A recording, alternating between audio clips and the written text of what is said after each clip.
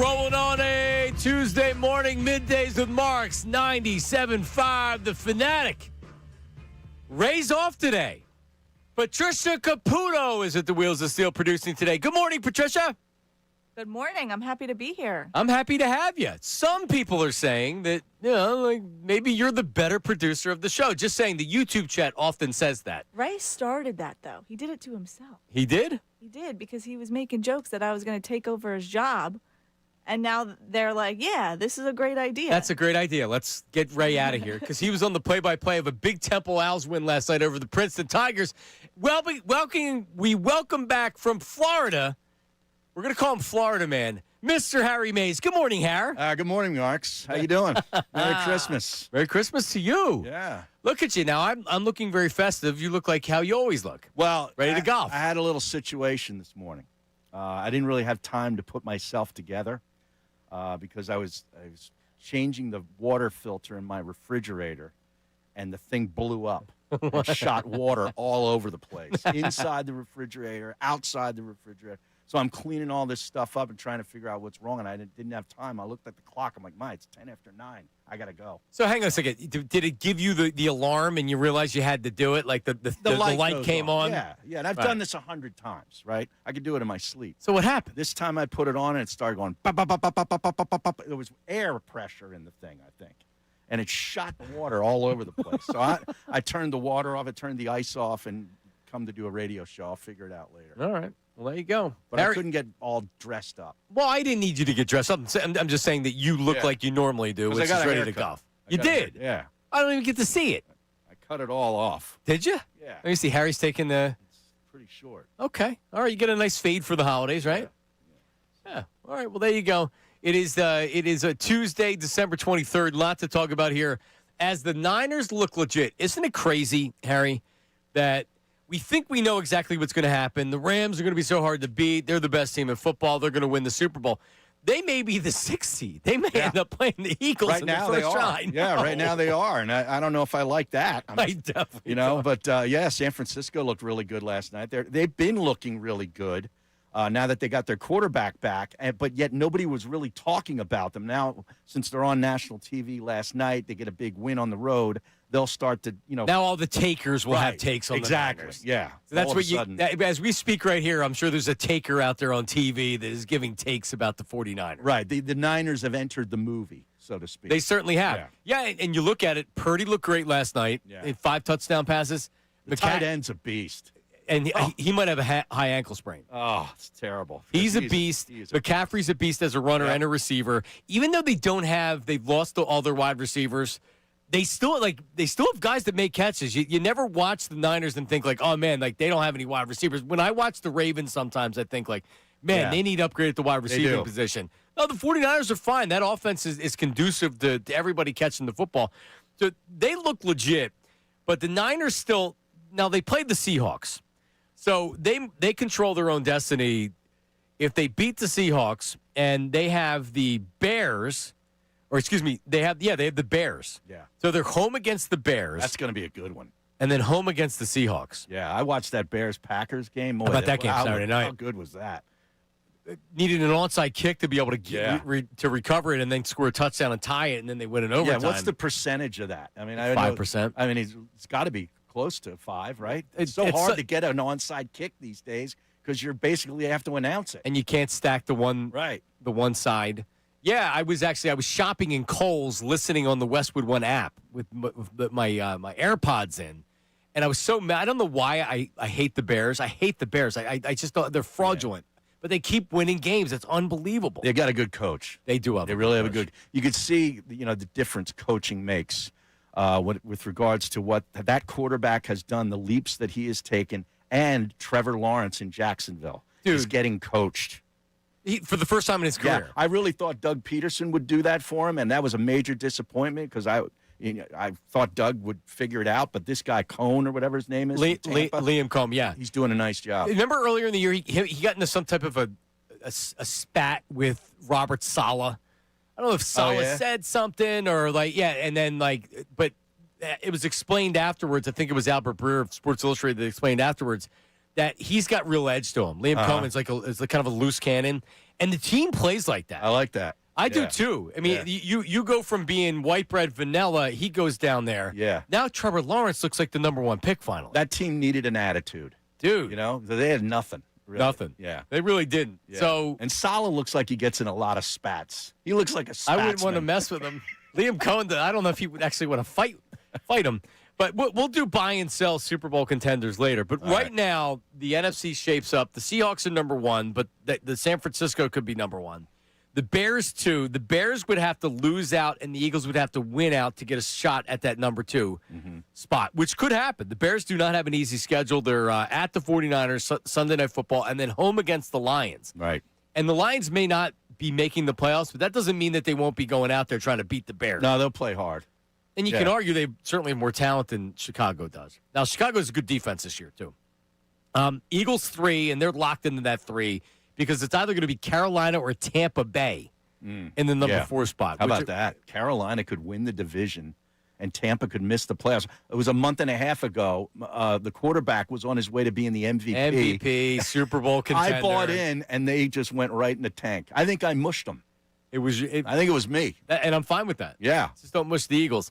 Right now, San Francisco's 5, the Rams are 6, the Packers are 7. All of these can change.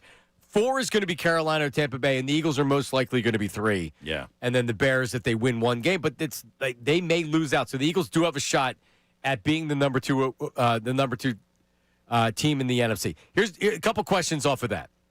And it's already being talked about. Let's say that the Bears lose to the 49ers on Sunday night, and they need to now play the Lions.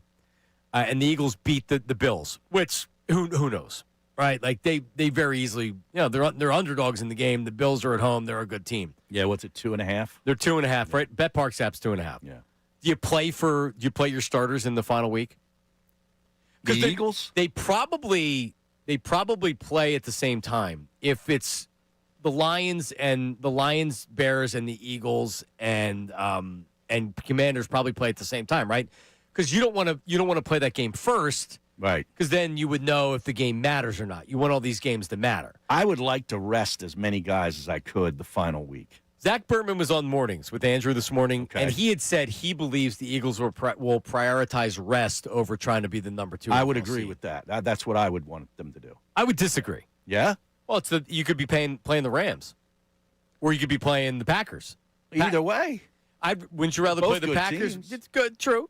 Both good teams. That quarterback from Green Bay, Ray's guy, ever since we started making fun of him, for loving Mr. Love, he's played terrific. Yeah, until he got knocked out with a concussion. Yeah, but I mean, in their loss. Yeah, I don't know. I mean, we're gonna have to see how it all plays out. But there's already the talk of, do you play? Because Lane Johnson's coming back this week. Jalen Carter's coming back this week against the Bills. Yeah, they win this game, they're gonna have a real decision on their hands. I would play him against the Bills if they can play, and then I'd rest them and try to get ready for whoever it is that's coming into the link. Because whoever it is going to be a pretty good team, and I'd rather my team be rested as best, because these guys have been dealing with injuries all year long on that offensive line. And that, to me, you finally saw Saquon Barkley run like Saquon Barkley last week, and it was really good to see.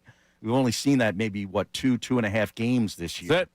And more rest for that playoff game, I think, would be where I'd prioritize. So where are you? We haven't. You were in Florida, so I didn't talk to you. I haven't talked to you in over a week here. Where are you with the Eagles right now? Because the win over the Raiders was a win over the Raiders. Yeah. Kenny Pickett was out there. It was cold and windy. They're not even an NFL team right now. Pete Carroll's going to get whacked. That's a bad team. Right. So that was that, even though I took positives from it. Yeah. But even though the Commanders were playing with their second and third string quarterback, even though they stunk, you had said the reason why I feel really good about the Eagles is Saquon Barkley looked like 2024 Saquon Barkley. Jalen Hurts looked like good Jalen Hurts. A.J. Brown, Goddard. Everybody on the offense was involved. So how do you feel about the Eagles heading into these last 2 games? Well, I think, it's a good measuring stick this Sunday against Buffalo. Buffalo could very easily represent the AFC in the Super Bowl. The quarterback's an all-timer. To me, playing up there is never easy. That's going to be a really good game to really gauge where the Eagles are. And especially if you start getting guys like Lane Johnson back, it'll be really good to see. Because, they did what they had to do against bad teams. They beat the out of the Raiders. They didn't let them score. That was cool. Washington, it's always a little weird in the division, even when those teams are injured. These games get there were a couple plays in that game, where they go the other way, It's a different or if story. a penalty wasn't called on the, you know what I mean? Like, it could have been a slightly different game until Mariota went out. Once Mariota It was out, over. I don't know how Josh Johnson's still in the league. I really don't. Good credit to him. I mean, because he can't play. No, he But can't. he's fooled somebody into giving him a lot of You know what it checks. must be? He must be a really good guy and a really good teammate. In the room and in And- film study and all that kind of Look stuff. at Doug. Doug Pearson was a horrendous quarterback. But he had he- a huge career. Doug was better than this guy. I don't know, man. Doug was pretty bad.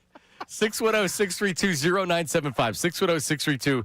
610-632-0975. We'll take your phone calls. We'll take your text messages. Are the Eagles making a big mistake by not considering bringing in a new kicker? We'll play what Nick Sirianni said yesterday, and we'll discuss it. Because all this talk, all this positive talk we're talking about, that's great. You go into the playoffs and not have confidence that your kicker can make a big kick. Yeah. That's a problem. We'll discuss coming up next. It is Middays with Marks and Mays, 97.5 The Fanatic. Philadelphia is a sports city full of passionate and knowledgeable.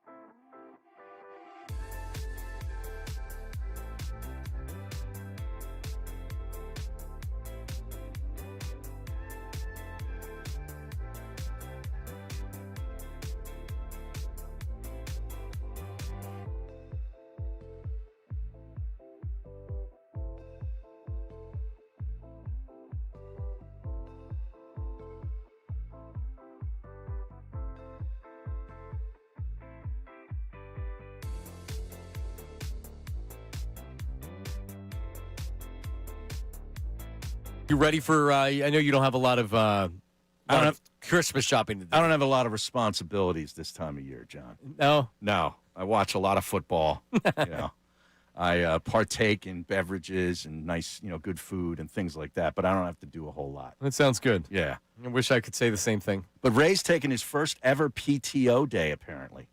How about that? Hey, That's what I said to him on text. You did it was breaking news. I had no idea. But yes, Ray just started getting the PTO because he became a full-time employee.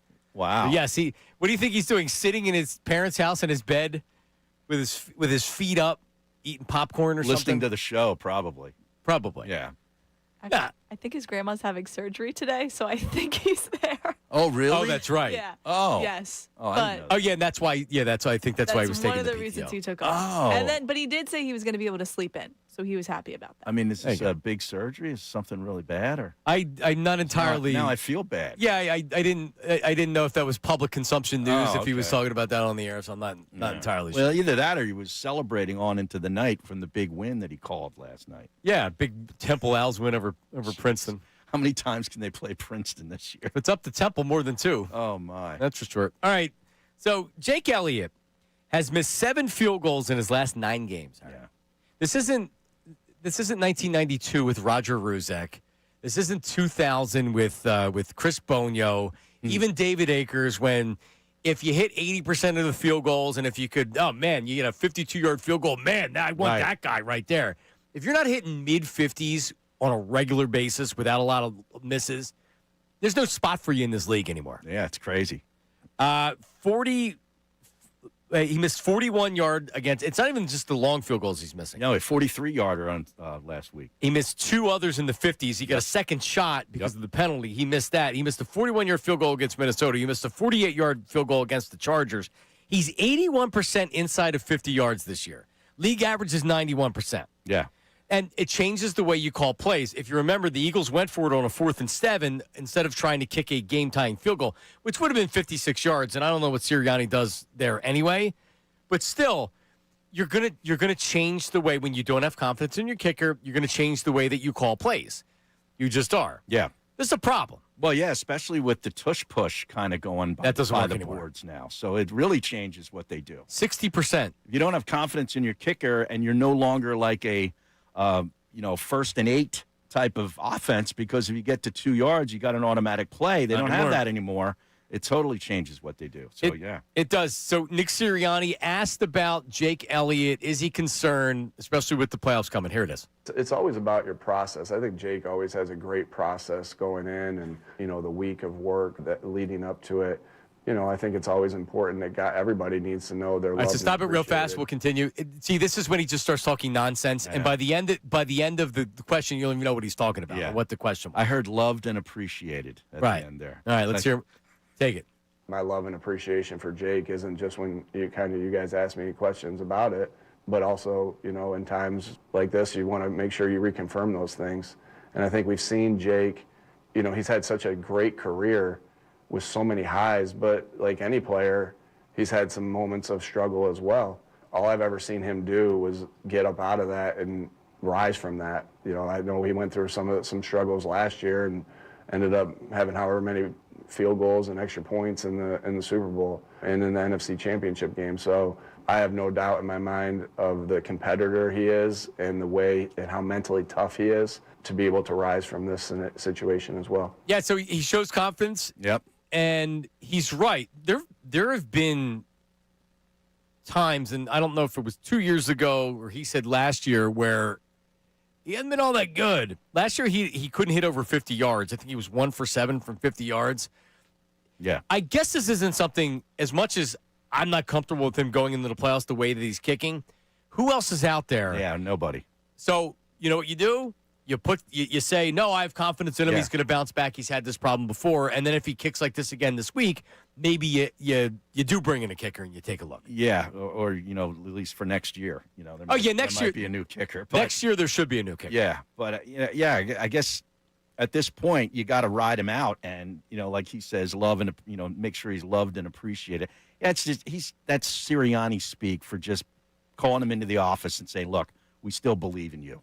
Yeah, you got We're this. going to need you, and we believe in you. So, You need to believe in yourself. That's the right thing to do? Yeah. I think it's the only thing they can do. Because sometimes they bring in, like Parcells would bring in other kickers just to mess with the kicker to try to motivate him. Right. But with the kicker, I don't know if you want him to get in his head more than he already is. I don't know if that would really work at this point. But I watched, all this college stuff too, and I even tweeted about it over the week. I'm surprised any of these kickers graduate to the NFL. They all stink. Yeah, they do. All they do is miss. Yep. It's unbelievable. The ones that actually get to the pros. A lot of you never heard of them. They went to some other college and they just have. Right, or like the Dallas kicker played soccer Auburn, at Notre Dame. He didn't play football. But, yeah, where do they come from? Yeah, remember they had Dicker the kicker for 1 week? Right. This dude's the best kicker in the NFL. I think he played at Texas in college, I think. That sounds about right. I think so. But he was more or less, he was on the practice squads and things like that. Yeah. So they're available out there. I just, without knowing, I'm not, where's Randy Brown? Remember Randy Brown who used to come on the station a lot? He's with Baltimore now. Still works with Baltimore. Still works with John Harbaugh. And his son does what he does. And he was at Michigan for a while, and I don't know if he was with the Eagles, I think. Randy Brown is more or less a kicking coach for the Ravens. He's like a guru. He's a guru. Yeah. Can they hire him on a contingency basis? Can they just bring him up for a... Well, right, because the Ravens are basically out. They're done. Cooked. Yeah, let's hire him. They need something. So Nick Sirianni was asked about bringing in another kicker. Here's what he said. Like I said, a lot of confidence in Jake. Love the roster the way it is. I have a ton of confidence in him with Jake, and that he'll rebound from whatever setbacks that he has. Yeah. Until he doesn't. If he has another bad week this week and misses multiple field goals, I think you have to bring in another kicker. You don't have to release him. You can bring in somebody and put him on the practice squad and then elevate him if you wanted to. If you felt because Jake Elliott, what he did in the Super Bowl, what he did in winning, being a big part of 2 Super Bowls as the kicker, but he also was making big money kicks in big spots. The Super Bowl against the Patriots, the kick that he made there was a. If you don't have confidence in that and he misses that, that's a totally different ball game. So It's great to have confidence in him, and I'm glad that Nick is saying that to try to continue to build him up. I don't have any confidence in him, dude. It's hard to right now. If you're looking at a 50-plus yard kick on a windy January night, it's going to be tough. But Randy Brown's son is with the Eagles. He is. Doing the same thing. Tyler is his name. Yeah. Tyler Brown. Special teams coach with a focus on kicking. All right, 610-632-0975. 610-632-0975. If you could choose who you're going to face in the first round, who would it be? Because it could be the Packers, depending. It could be the Rams. It could be the 49ers. It could be the Seahawks. Any of these things could happen. We'll discuss. Also, Nick Sirianni, Saquon Barkley, you had said it, looked like a different player. Yeah. On Saturday against the Commanders. We'll discuss that coming up as well. Middays with Marks, 97.5 The Fanatic. Now on 97.5 The Fanatic Sports Update. Headed up north, I'm Patricia Caputo with your Fanatic Sports Update. Eagles took care of business in Washington Saturday and will now head to Buffalo where they'll take on Josh Allen and the Bills Sunday. Eagles struggled to successfully conduct the tush push against Washington. Nick Sirianni spoke to the media Monday about the team having to make changes when it comes to calling the tush push. That play has been really successful for us for a couple years now. Teams are doing a good job adjusting, and now it's our job as coaches to do our part and adjust there as well. They'll see if they can get it straight as kickoff between the Birds and the Bills begins at 4:25 in Highmark Stadium Sunday. The Flyers defeated the Canucks 5-2 Monday night. Fly Guys scored 4 goals in the third period. Quick turnaround for the Fly Guys as they'll take on the Blackhawks at 9 p.m. in Chicago. You can listen to that on our sister station, WMMR. Sixers will take on the Nets in Xfinity Mobile Arena tonight. Joel Embiid is probable to play. Sixers Nets tip off at 7:30 p.m. and you can listen to that live right here on The Fanatic. This update was brought to you by Macy's Backstage. Macy's Backstage is inside your Macy's store where you can find last-minute gifts for under $20. With new arrivals every day, you know what amazing deals you'll find. Find a location at Macy'sBackstage.com. I'm Patricia Caputo on your home of the Sixers, Flyers, and the best Birds coverage, 97.5 The Fanatic and 97.5thefanatic.com.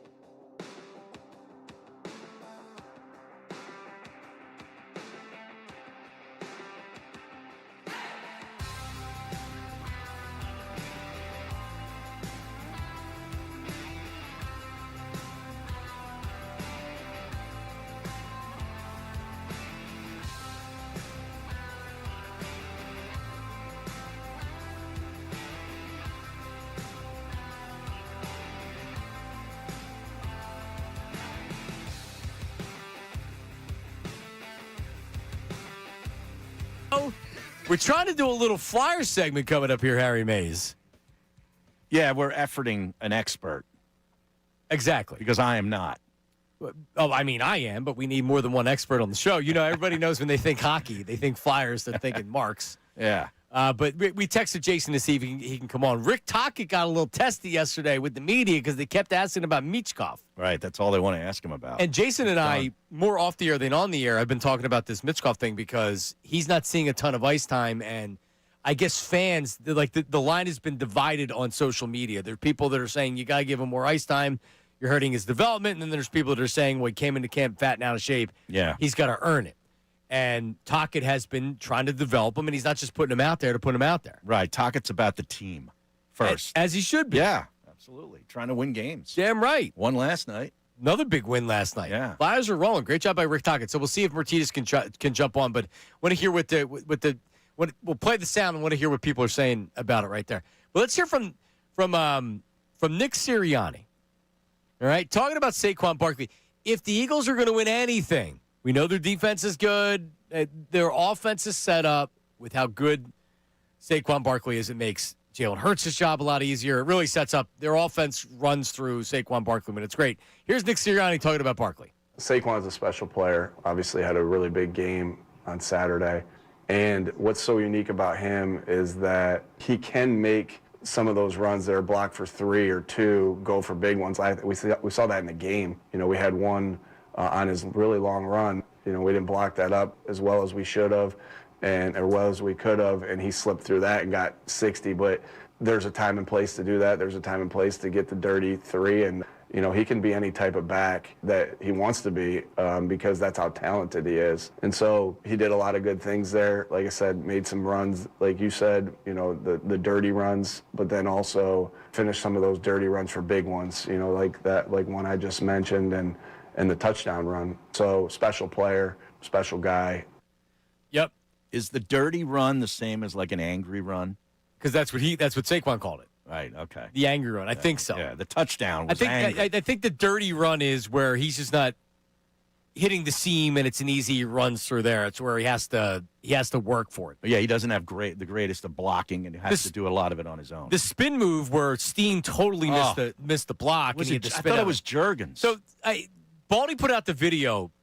On that play, Juergens is actually supposed to get to the second level, and that Steen's got to come over and hit. Oh, okay. And Steen missed him. Juergens is going straight. Nobody touched him. No one touched him, Yeah. and Saquon somehow avoided it, spun out of it, and got a gain. Yeah. Big gain out of it. But, yeah, so that's what we saw last year was he made guys miss. We haven't seen that this year. No, we haven't. Whatever reason. But I think the fan base was killing Juergens on social media for that play. I know. But Baldy says it wasn't his assignment. But I don't know what Baldy said, but I saw the video from Baldy. Okay. And a lot of people were killing Juergens. It really wasn't. It really wasn't. I had a film guy explain it to me. See, doesn't that suck? Yep. Like unless you really know what the play is and what the blocking scheme is, the fans go all crazy. Oh, you stink. That's why you got to listen to me because I'm an expert. Everything offensive line, Harry. Exactly. I know the ins and outs. Yes. I do. All right, couple text messages here. Caputo, give me something on resting the players in that final week if it happens. Yeah, no name, but from Pennsylvania, said, I'd rest the starters week 18 because I don't need the salty Commanders intentionally trying to take out any of our starters. They're talking all chesty and seems like they might be out for blood because Sirianni decided to go for 2 at the end of the game. That's an interesting point. I didn't even think about that, but I agree with that, too. Those guys out there looking to get even. That gives me more reason to rest the starters. I mean, the softness of Quinn and those players. It was. Did he go for 2 because he didn't trust Jake Elliott? Well, no, I think he went for 2 because it put him up by 19. So if they get 2 touchdowns with two-point conversions, then they need a field goal, and it's all tied. Josh Johnson wasn't scoring. I know that. My God. No, but hang on a second. What is the big freaking deal that he went for 2? They weren't calling timeouts up 70 with 2 minutes to go, so they were kicking field goals up 65 points. I know. I don't think it was an in-your-face thing to Washington, but I was curious. I said, why are you going for 2? This game's over. Well, I think I had the same kind of reaction, but I never felt like, oh, Nick Sirianni's trying to rub it in the face. They weren't up by that many points. No, I didn't think of it that way. Because the Commanders went down and scored a touchdown. Yeah. So it's not like that they were just kneeling on the ball. There was plenty of time. They kicked an onside kick after after scoring a touchdown. So if they were ever going to tie the game, they needed to recover the onside kick and then score another touchdown with a 2-point conversion, and then they could kick a field goal. Right. The likelihood of that happening is 0. Right. But still. But the problem is now Washington took it that way, so there might be some bad blood coming in here with. Well, considering they tried to fight Steen and they were throwing punches and everything else. Yeah, Steen was taking on the whole team. Where were his teammates? Watching him, I guess. I don't know. Nobody stood up for Steen. Dude, there was 8 people that was chasing Steen and tackling him without one eagle. And then I saw somebody run over. It might have been Mailata that tried to save him. Yeah, but it was late. Yeah, it was late. I don't think anybody saw it. Wait, like, why were they acting like that? I got so mad. And it's like, well, that's weird. Something must have been said. And then after the game, Quinn's like, oh, we'll see you in 2 weeks. Yeah. Really? He's a tough guy. He wears the hat backwards. You're going to see us in 2 weeks. Yeah. And in 2 weeks, you want to ruin your draft pick? Awesome. Yeah. Come in and beat the Eagles reserves. Right. And ruin your draft pick. They only have like one draft pick in the first 70 picks. I guess what do they care? Yeah. It's a bad team. All right, what do you got with on the 49ers on the text line, Caputo? Someone was just saying that the 49ers are peaking right now. They will represent the NFC in the Super Bowl. What do you think, Aaron? What would your guess be? I mean, are they going to get any of those defensive players back? Like, do they get that linebacker back for the playoffs? Maybe. Because for some reason, I still think the Rams are the team. That's the threat. I think they're the best team. That's the threat. That's the team I would want to face the least of all of them. But it may not. The Eagles may get them in the first round of the playoffs. Right, but they'd get them at home. They get them at home. Yeah. Still. Yeah. No, I do not. I'd like to avoid them if I could, but you may not be able to. Yeah. All right, we'll discuss that coming up next. 610-632-0975. Also, Nick Sirianni talking about needing to adjust the tush push. We decided as a show yesterday we're not going to say no more tush push, although I want it done with. There's 60% on the tush push. I know it's no longer a lock. It's less than a regular quarterback sneak. By far. Do you think they take it away, the league, in the offseason? Now they don't need to. Or now they don't need to because the Eagles can't even do it. Well, now they can take it away. I won't argue with them. That's coming up next. Middays with Marks, 97.5 The Fanatic. Hey, everybody, it's Bill.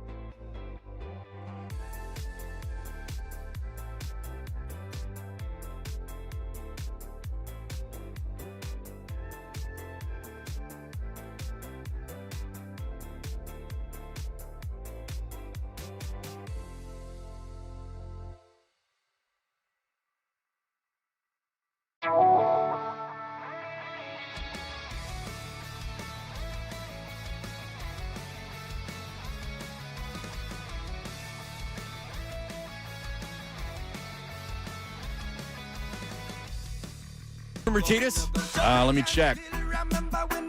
No. You might be busy. All right, we're going to do it anyway. He's like a late riser, I think. Yeah, he's one of, I think I don't know how if you're 50-some years old, you're still sleeping around 10 o'clock. I don't get it. But you also go to bed early. I go to bed pretty early, yeah. Did you watch the... I stayed up till 10:30 last night. Okay. So. And then when you knew the game was over, I knew the Niners were not going to be caught, so I went to bed. I was up late wrapping presents. Oh, yeah? And stuff, yeah. Yep, so I watched the whole game. All right, Nick Sirianni discussing the need to adjust the tush push. Here he is yesterday. That play has been really successful for us for a couple years now. Teams are doing a good job adjusting, and now it's our job as coaches to do our part and adjust there as well. But that's kind of the fun part of this league, that there's ebbs and flows with this. Offenses or defenses succeed at something, the other side catches up, and then you got to adjust again. So that's what we'll be doing. That's what we'll be working on. But really good job to Washington with how they stopped it. And yeah, I think for sure, Zach, that the penalties play into it, the thought process as well, because you got to be perfect on that play, and we understand that, and we got to be even a little bit better than what we've been there. All right, there he is. And that's the one thing now. Remember the bitching and complaining, oh, there's offsides. Oh, he's going so early. What are they doing? And it was in super duper slow-mo. Yeah, somebody would fire off a little bit early because they're in slow-mo or whatever. But so now they're calling that a penalty. Right. Meanwhile, most teams, it started a lot with the Eagles for years, the tackles will move early in pass protection. Lane Johnson did a half a step. He does it now. JP did it. JP did it for years, and other teams, basically have their probably tackles, all do. but they never call that. Right. So why all the scrutiny of the tush push? Well, because they want to get rid of the play. Because they couldn't stop the Eagles. Right. So now a combination of their penalties. It seems like every time they do it, they're penalized. They're being penalized. It's not working. Or remember against the Bears, there was a fumble. Right. It's just not working. I don't want to see it anymore. Yesterday I was out. Ray was out, but Bray still wanted to keep it, and then we left it up to the YouTube voters, and they voted to keep it. They kept it? Kept the tush push. What about just a good old quarterback sneak? That's what I said. A quarterback that can, squat 600 pounds. I think that would work out. So the tush push this year, I believe, was 60%, which is almost impossible because a quarterback sneaks around 80% or so. At least that's what I was able to find online. And the tush push used to be up around 90%. 90-something. Yeah. Yeah, just do a quarterback sneak. And at least that, because now with the offensive line being a little bit different and the penalties, and it's just not working the same. It's not. What do you think Tom Brady squatted when he was a quarterback? 250 pounds. Exactly. And he was one of the best at it, where he'd just stick his helmet in his right guard's rear end he was and smart about get the first down. Yep. It was Every time. It was almost awkward how he was able to do it, but It was he was automatic. able to do it. He was the best. Automatic. Yeah, he was the best. He was willing to do it. So I'm out on that. So, Harry, if you had a choice, and now we're going to be rooting. All right, you want the Seahawks to win, so they're number one. I would have played the Seahawks in the first round. Yeah, I would too. Especially on the road. Just because, and I know he's been great this year, but I saw him when he was with Minnesota, play the two most important games at the end of the season for them, and he turned into the New York Jets version of Sam Darnold. And I still think that's a possibility, where if he had to come to the link. Now, would we be here? It would be here. here? Be here. Okay, if they had to come to the link, I still think the ghost of Sam Darnold could appear. I don't believe in the Seahawks. Yeah. It's a good defense and it's a well-coached team. It's a good coach. Yep. It's a good team. Yeah. They have some players on the team. I don't believe in them. But I would agree with you. That would be my team if I had to pick.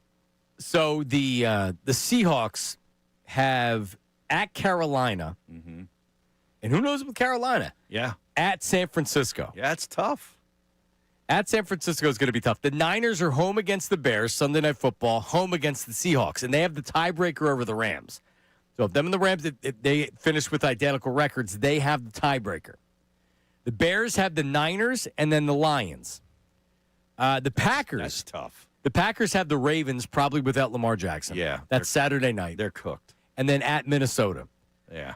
And then Carolina has, we mentioned the Seahawks and Tampa Bay. And then Tampa Bay has Miami and Carolina. I think how it works, this happened with the Eagles last year. It happened with somebody last year. The second to last game, so the game this week for Tampa Bay doesn't even matter. If Carolina wins, then it would matter. But Carolina's playing the Seahawks. Mm-hmm. If they lose to the Seahawks, the game doesn't matter to Tampa Bay because they need to win the last game of the season regardless. Right. So Tampa at Miami. Which is head-to-head. Which is, right. Yeah. And they would have the tiebreaker. No, they wouldn't have the tiebreaker. Green Bay could have easily finished 11-5-1. Or was it? That was a horrendous loss on Saturday night. It was. Really, really bad. But they could win they'll probably win their final 2 games. Baltimore and Minnesota. Yeah, agreed. So 11-5-1. For the Lions to make the playoffs, the Packers would have to lose out and the Lions would have to win out, which is extremely unlikely. Right. But you lose to the Ravens, now all the pressure's on you because the Lions have at Minnesota. But it seems like if you just look at the Rams have – why don't they have who the Rams are playing right here? Because the one team I don't want to face in the first round of the Rams, even though it's here, they just – man, they're going to be so pissed. You think – I mean, we talk about a bad loss. The Rams losing that game the way they lost it in overtime, they go from everybody's picked to win the Super Bowl to – man. They have Falcons on the road and the Cardinals. Right. So they're winning their last 2 games. That's 2 wins. It They're is. not losing to those teams. And then if the Seahawks win and then lose, I right now you would play the 49ers. And the Niners, my buddy Len texted and said the Niners, they don't have a pass rush, and they're going to lose this week to the Bears because they don't have a pass rush. That offense is good, though. Yeah, it is. Purdy looked really good last night. When Purdy looks good, he looks really good. Isn't that game at home, too, for the Niners, the Bears?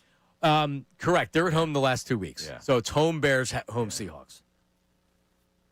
Yeah, but right now, I mean, the Rams, I would like that to be Seattle. I'm with you. What do we need to make that happen? Seahawks need to lose. Yeah, 1 game? So the Seahawks have at Carolina, at San Francisco. Then I guess it just depends on what the Rams. I don't know what the tiebreaker with the Rams is. Yeah. I do not want to face the Rams. That'd be a problem. By the way, shout out to everybody watching on YouTube right now. If you're looking for some Phillies content, we'll talk a little Phillies before the end of the show here. Not only can you watch Middays with Marks and our morning show and all the other stuff that we do on YouTube, watch it live, get involved in the chat. What's the chat doing today there, Caputo? Are they lively? They are. They're having fun. They're liking your sweater a little bit. They say they love it. You like the sweater hair? Yeah. Miller Lite. Miller Lite, ugly eagle sweater. That's just terrific. Just shout out to Miller Lite out there and let you know I'm ready to, I'm a longtime representative of Miller Lite. I was a spokesman for many, many years at both stations of Miller Lite, and I look forward to doing some stuff in the future. Somebody asked me how much it would require, how much money I would require to wear that sweater. I would wear that for free. Yeah. Yeah. I'm not wearing this on October 10th. I like the product. Yeah, good product, nice looking Quality, sweater. Yeah, they gave it to me. It was free. Actually, we were giving these out in an appearance. Oh, yeah? Right at Christmas time. Yeah, I had a good half dozen of them I was giving out. Yeah, man, that's what Miller Lite does. I'd wear that. We appreciate it. So shout out to everybody in the chat. If you can't watch the show live on YouTube, you can always go back and watch it whenever you want to. I mentioned the Phillies coverage. Harry, I've been doing some Phillies videos on the Fanatic YouTube. Sizzling. Yeah? Sizzling Phillies videos. Well, what was the latest one? Is it on like Raul Muto or something? It's on Real Muto. Yeah? Correct. He's not going anywhere. No? But you know what I'm starting to wonder? Like, would you really have Real Muto over Bo Bichette or Bregman or any of these other players that are out there? I mean, they're going to cost more money than Real Muto per year and going forward for sure. And more years. Right. But the thing the Phillies are worried about is this year. They can't go over a certain amount of money or they have their budget this year. So if you didn't have Real Muto, and I know he's good with the pitchers and he's great defensively and all that stuff, he's also 35. Yeah. Like, who would you rather have? Bohm and Real Muto or Marchand and Stubbs and Bregman or Bo Bichette? Yeah. Bo Bichette. The longer that Real Muto doesn't take this, the more I'm thinking about, you know what? I guess this has been their plan, and I expected them. This is what they were going to do. So I'm not venturing too far from reality. But if we're just talking about dollars and cents, why couldn't you move Bohm and not re-sign Real Muto? Now you have what, $27, $30 million, something like that, to play with. Yeah. And then you can get a Bregman. Right. somebody like that. Real Muto better take this contract soon. Yeah, I could see. I could live in a world without Ramuto. That was my. Yeah, I could too. Yeah, He's got great calves, but still. he's great, but he's old. 610-632-0975. 610-632-0975. All right, nothing back from Martinez. We're going to do it. Rick Tocchet pissed that he's being asked these questions about Michkov. We'll just go play for you. We'll discuss coming up on the other side. Middays with Marks, 97.5 The Fanatic. Now on 97.5 The Fanatic Sports Update. Headed to New York, I'm Patricia Caputo with your Fanatic Sports Update. Eagles took care of business against Washington Saturday and are now headed to Buffalo to take on Josh Allen and the Bills. The negative in that Commanders game came from Jake Elliott, who missed 2 field goals. Nick Sirianni spoke to the media Monday about Elliott's struggles, and he didn't seem too concerned. A lot of confidence in Jake. Love the roster the way it is. I have a ton of confidence in him with Jake, and that he'll rebound from whatever setbacks that he has. Kickoff between Birds and Bills begin in Highmark Stadium Sunday at 4:25. Flyers defeated the Canucks 5-2 Monday night. Fly Guys scored 4 goals in the third period. Quick turnaround for the Flyers as they will take on the Blackhawks at 9 p.m. in Chicago tonight. You can listen to that game live on our sister station, WMMR. In the NBA, Sixers will take on the Nets in Xfinity Mobile Arena tonight. Joel Embiid is probable to play. Sixers-Nets tip off at 7:30 p.m., and you can listen to that live right here on The Fanatic. This update is brought to you by Macy's Backstage. Macy's Backstage is inside your Macy's store where you can find the last-minute gifts for under $20. With new arrivals every day, you never know what amazing deals you'll find. Find a location at Macy'sBackstage.com. I'm Patricia Caputo on your home of the Sixers, Flyers, and the Best Birds coverage, 97.5 The Fanatic and 97.5thefanatic.com.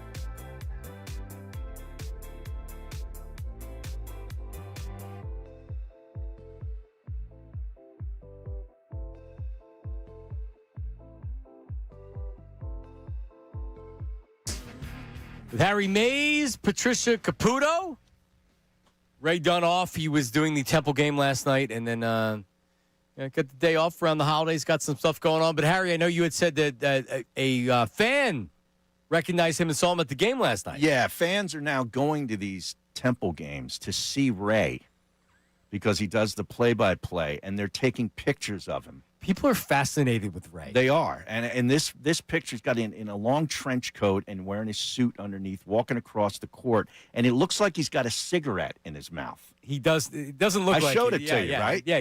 I don't know why he's smoking inside. Yeah. And this guy, Eric DeLash, who's followed this show for Eric's a former intern. 15 of us. years. Yeah. Goes, how about that with the picture of Ray? How about that? So like there's this underbelly of like cult following It's that Ray weird. has. Yeah. Yeah. It is. The chat was talking about Ray smoking cigarettes Right. his day off. Yeah. But it's just that, like, with the whole thing, when I go to Wegmans, someone's like, oh, hey, I know Ray. Or like, Ray. Right. People yell, how about that at me? Yeah. It's the new thing. It's Martinez said he walks around the house saying, how about that? Really? He's even gotten into well, it. Martinez walks around the house saying all How kinds. about that? Martinez is the soundboard when I he's know at he home, is. I know he is. Especially when he works in radio. Yeah.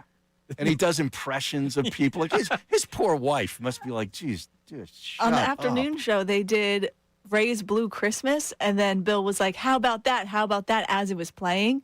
It was kind of good. I was like, Ray should invest in Yeah. this. Oh, yeah? He can give you some commission on future earnings with the how about that. But you know what Jason did last time he was in? What? I think you were still in Florida. We did a Cuz's Christmas. Oh, really? Coming back from break, he was singing along all the Christmas songs.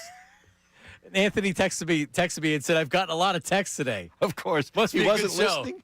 Well, he was. I guess he listens on his way home a lot. That's awesome. But yeah, he said I got quite a few texts today before I got in the car. Yeah, well, you know what Anthony used to refer to him as when he'd do that? He used to, like, Anthony didn't like it. No, he didn't. And he'd call him the mountain troll. Remember that? Were you here for that? Oh, it's so No, great. but I remember It's it. so perfect, the mountain troll. No, he was not working with Anthony when I left. Aton replaced me mornings. Okay. And so that was, and then it was Jason. Tyrone came in to work with Mike and then Right. Jason or whatever.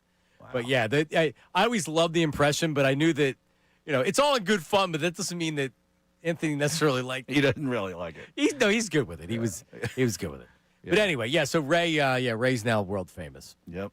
doing the Temple game. All right. So speaking of Martinez, the Philadelphia Flyers, how about the Flyers? Harry, I know you're a big hockey guy. Second place in the Metropolitan Division, 43 points. Another win last night. This has become this is what someone like me needs to start paying attention to the Flyers. Last year it was Mitchkov, and he's this young player and he's really talented, and then you watch a couple games and it's like, wow, he really is good. But then the team keeps losing, and then by midseason, I'm not even paying attention. Yeah, I have no interest. You lose interest. I need them to be in the playoffs for me to really watch, and I need meaningful games towards the end of the regular season, and then I'll pay attention, and it looks like we're going to get that this year for sure. Rick Tocchet has done a hell of a job. Done a terrific job. It really has. Coaching in this town is not easy. And I'm not telling you Tortorella couldn't have done it or any of these other coaches could have done it, but when they come out flat for a home game, and after the game, Tocchet comes out and he says, you don't play like that at home. You don't come out with a lack of energy at home. There's people that pay a lot of money to come and see the games, and he's right. Yeah, he is right. If you're going to decide to have, like, pep in your step, make sure it's a home game, essentially is what he's saying. Have some jam. Yeah, let's play with some jam in here. Let's go. If we're in Columbus on a back-to-back, all right.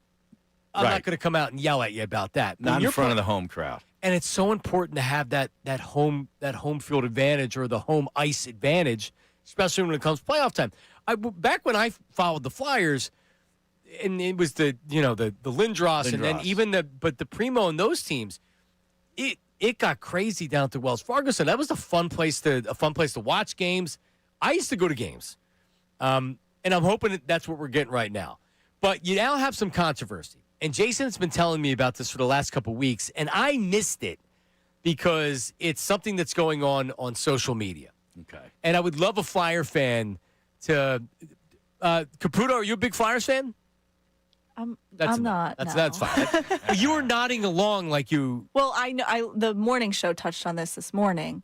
Yeah. And it was all about how fans, or I don't know if this is where you're going, but fans are upset because they want to gatekeep the Flyers. And they're like, you can't just hop on the bandwagon now that they're good. Well, it's multiple things. That's what I encountered after that I was told a lot, like, well, you're not allowed on the bandwagon. And it's like, all right, well, you don't get to decide that. Yeah, exactly. But just the fact that you're asking like that, like, for example, for me, I'm an Eagle Philly. I'm an Eagles, Phillies, Sixers for sure, but it's Eagles and Phillies top 1-2 by far. And then there's a big drop, a gap. Yeah, big drop. Right. I love the Phillies. It's hard for me to say Eagles over Phillies. They're very, very close. But when the Phillies win and the Phillies won a World Series, that meant more to me than somebody that came on late that wasn't paying attention and said, oh, this is fun. The Phillies are a lot of fun. I love going down to the ballpark. That wouldn't offend you. I didn't tell them they weren't allowed to watch the team. The Phillies hadn't won anything for years. Yeah. I was watching during all the bad years. Right. I don't get that. The more the merrier. It's going to mean more to me because of how I feel about the team.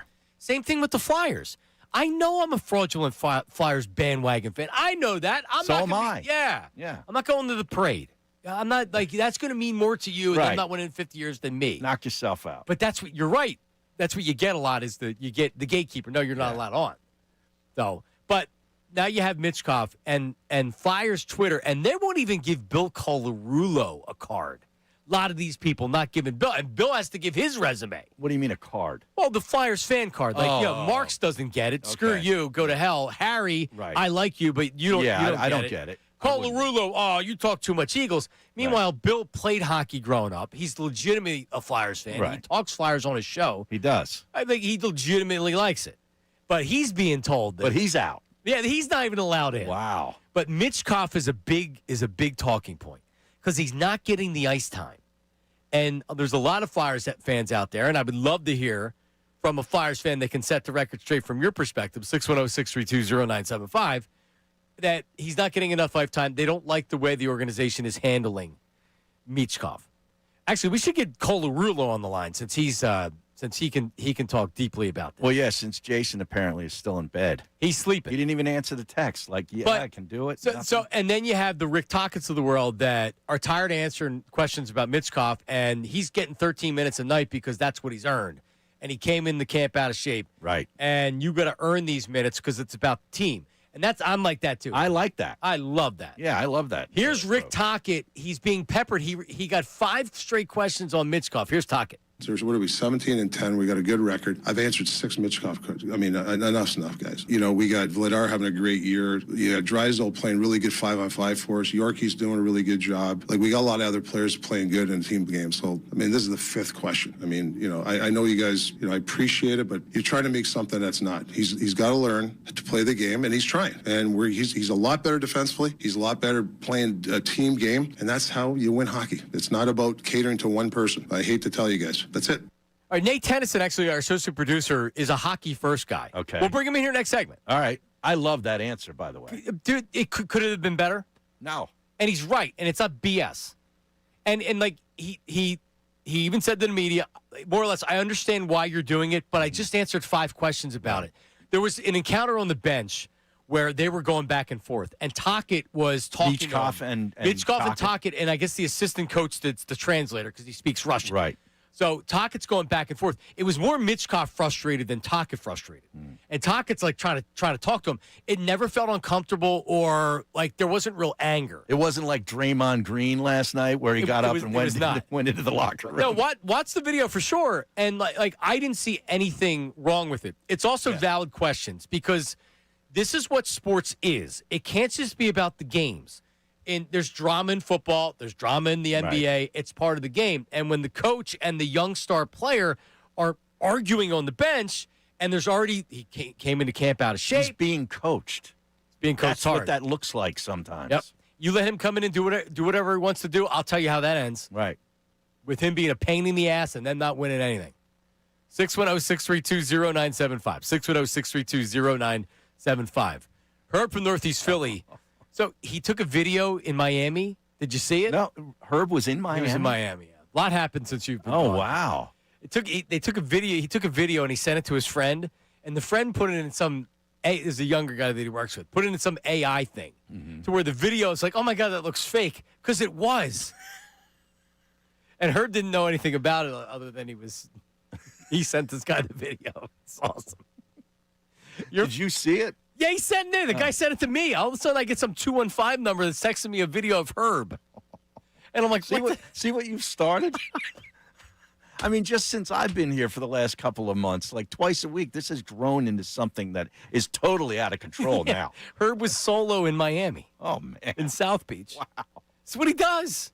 He goes on vacation like you, Harry. Goes on vacation by himself? He has no one to answer to. He's got not a lot of responsibilities. He's got his job. He likes to take his vacation. Yeah, I sent you that picture of me smoking a cigar by the pool, and you said, nice knowing you, Harry. Yeah, he's gone. We've lost him. Yeah, and then you sent me pictures of the house. Are you buying a house down there? Yes. Yeah. Next Monday. Yeah, so you put an offer, it was accepted, so you're already closing. Yep. Done. See you, Harry. Done. We're 45 minutes outside of. I told you I was going to do it. I believed you. Yeah. Yeah. I can dream. One day I can dream. All right, coming up, we actually have some Flyers people that want to talk. 97.5 The Fanatic. Middays, the Marks. Don't go anywhere. Tuesday.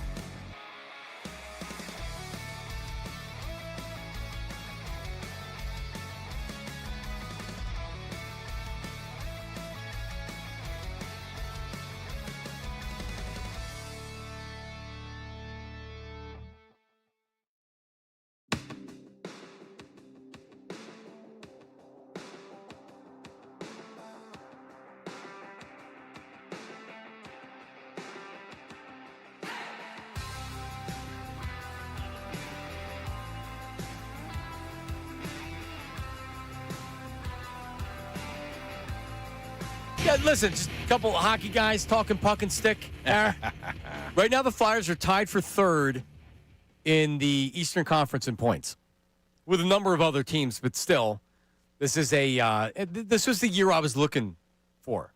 This is the year I needed. Well, I needed the year that they win. And then they're going to have money to spend in the offseason for a free agent. Yep.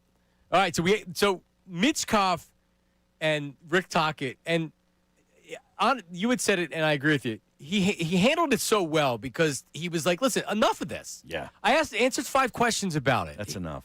He's going to get there, but I got to coach him. We got other guys on this team that are playing well. Right. Let's talk about them. Yep. Matt in media joins us. Matt, good morning, man. How are you? Good morning. I'm doing well. Merry Christmas, guys. You too, man. Hey, Merry Christmas. I got to say, I'm with Tocchet. You know, there are a number of other exciting players. We just got Christian Dvorak from Montreal in the offseason. He's having a great, season. He's, I think, currently centering top line. And, Zegras, unbelievable.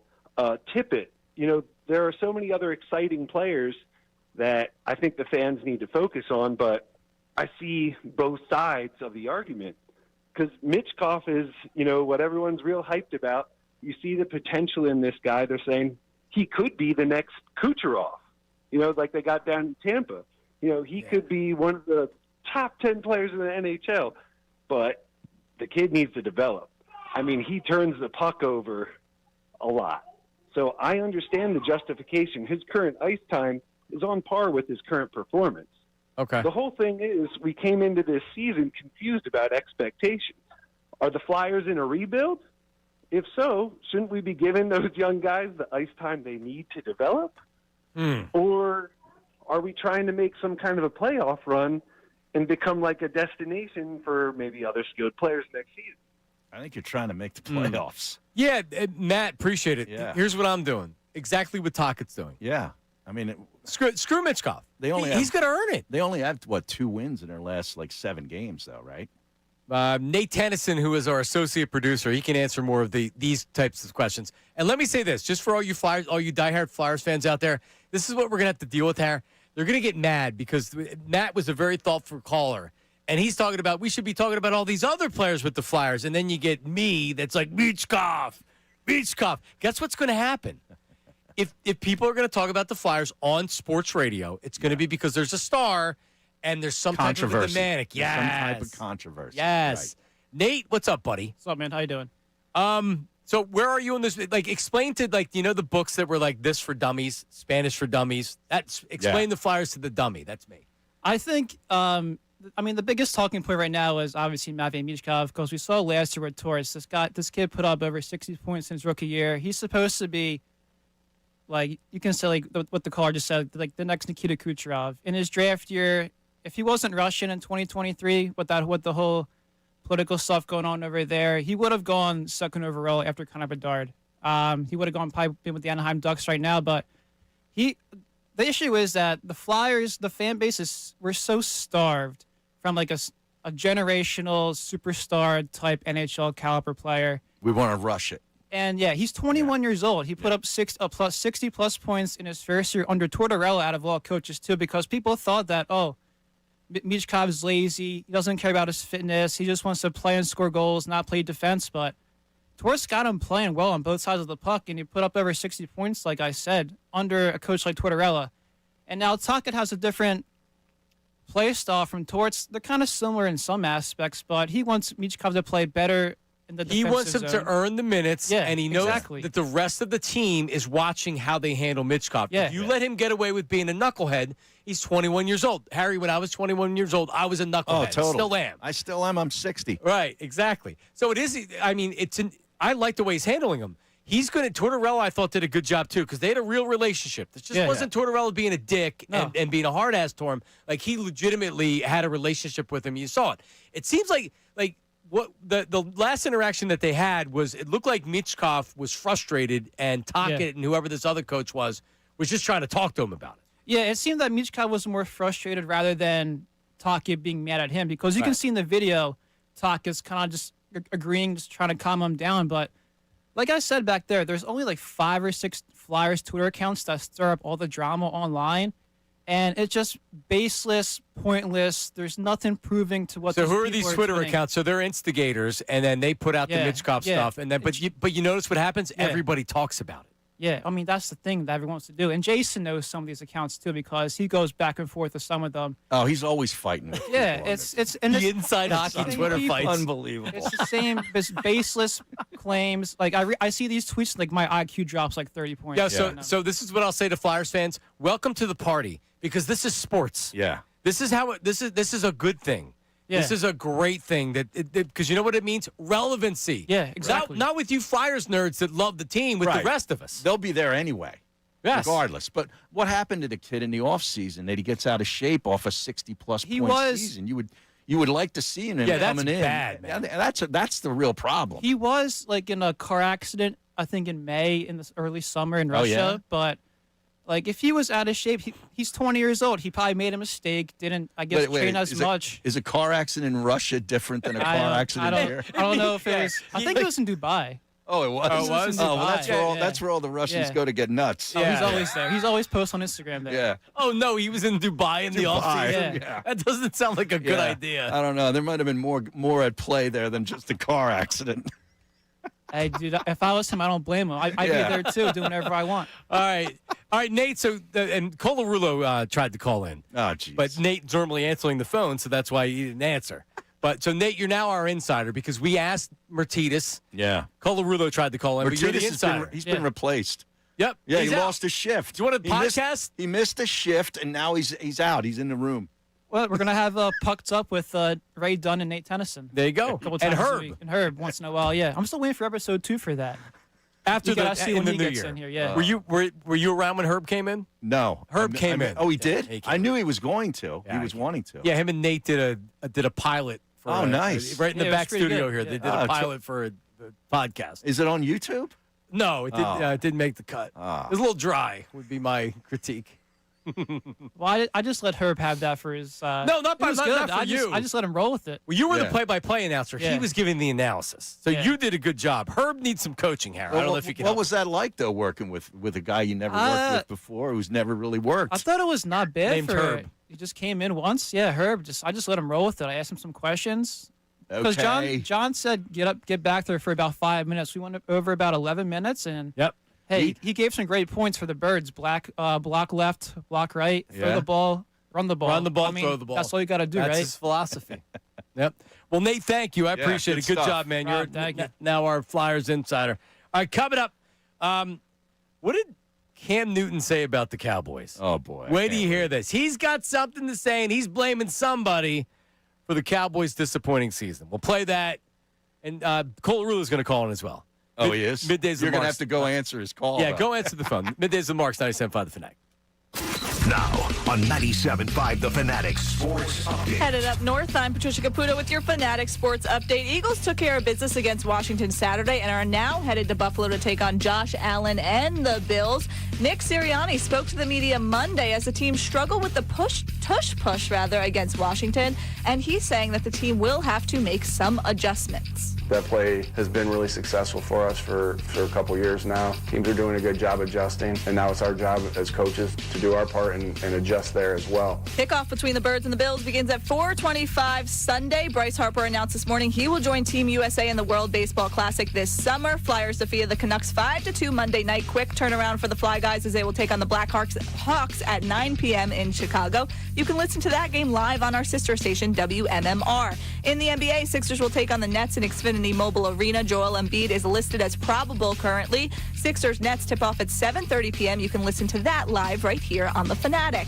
This update is brought to you by Supershore. Do you own a small business? You need to hear this. A seismic shift is coming. It's time to get super short. Not kind of short, not pretty short, but super short. Coming soon. I'm Patricia Caputo on your home of the Sixers, Flyers, and the best Birds coverage, 97.5 The Fanatic and 97.5thefanatic.com.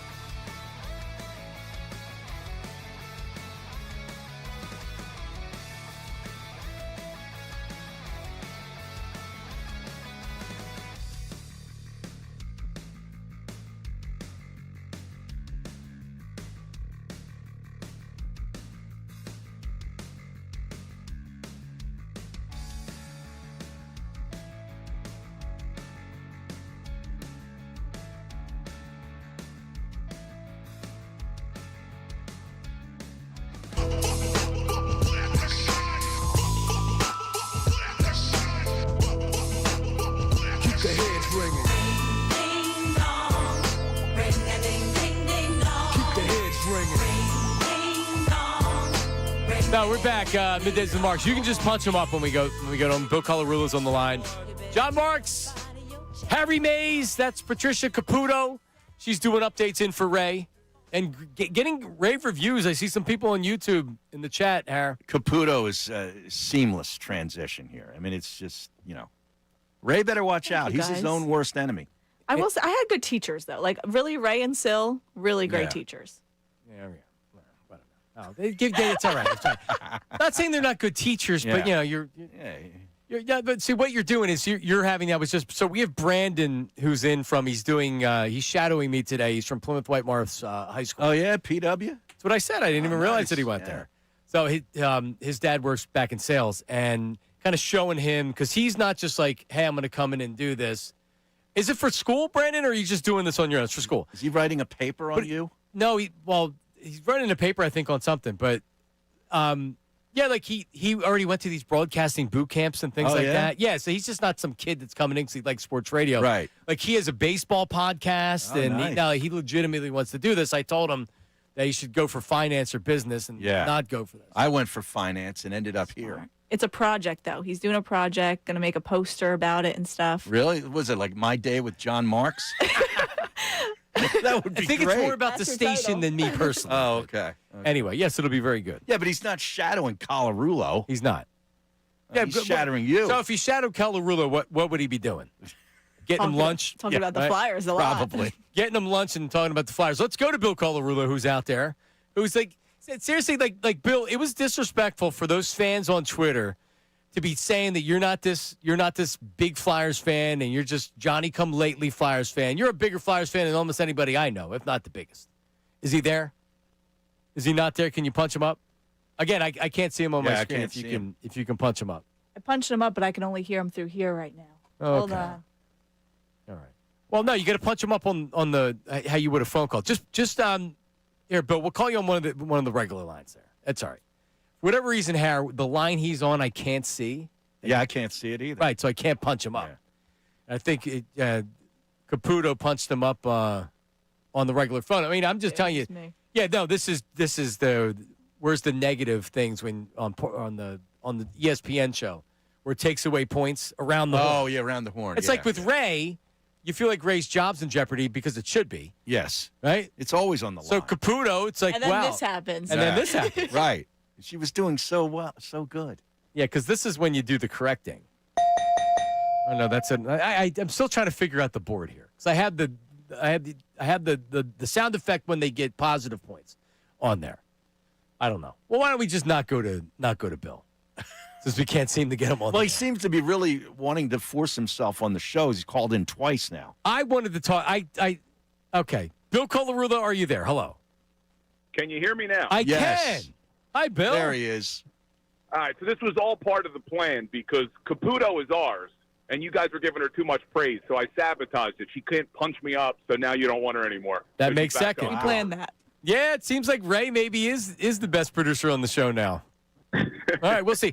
All right, so every day Bill comes in here early, sometimes earlier than other times, but when he comes in, especially late, he'll be like, you talk about, and you'll give a Flyer subject, and I'll kind of be like, yeah, we talked a lot about it or whatever. We spent 30 seconds on that. I'm actually talking about the things that you talk about, Bill.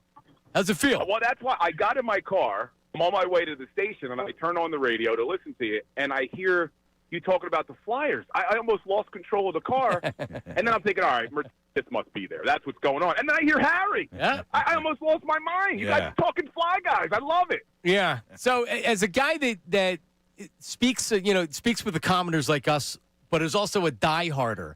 Where do you fall on this Mitchkov thing? As far as because I don't understand the fan perspective of he should be playing more. They're being mean to him. Yeah. They're like, come on, this is a 21-year-old that needs to be shown how to be a pro, and that's what Tocchet's trying to do. Here's what I think's going on: is we have been so starved for a superstar in a Flyers uniform that fans are so scared that they're going to mess this up somehow.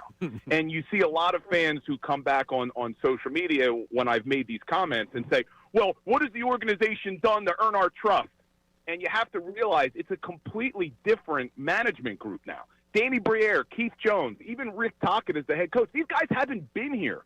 So to cite things that happened 5-10 years ago as an example why you don't trust the organization. It's not the same people. And then they'll hit you with, well, they had to trade away Cutter because he didn't want to play here.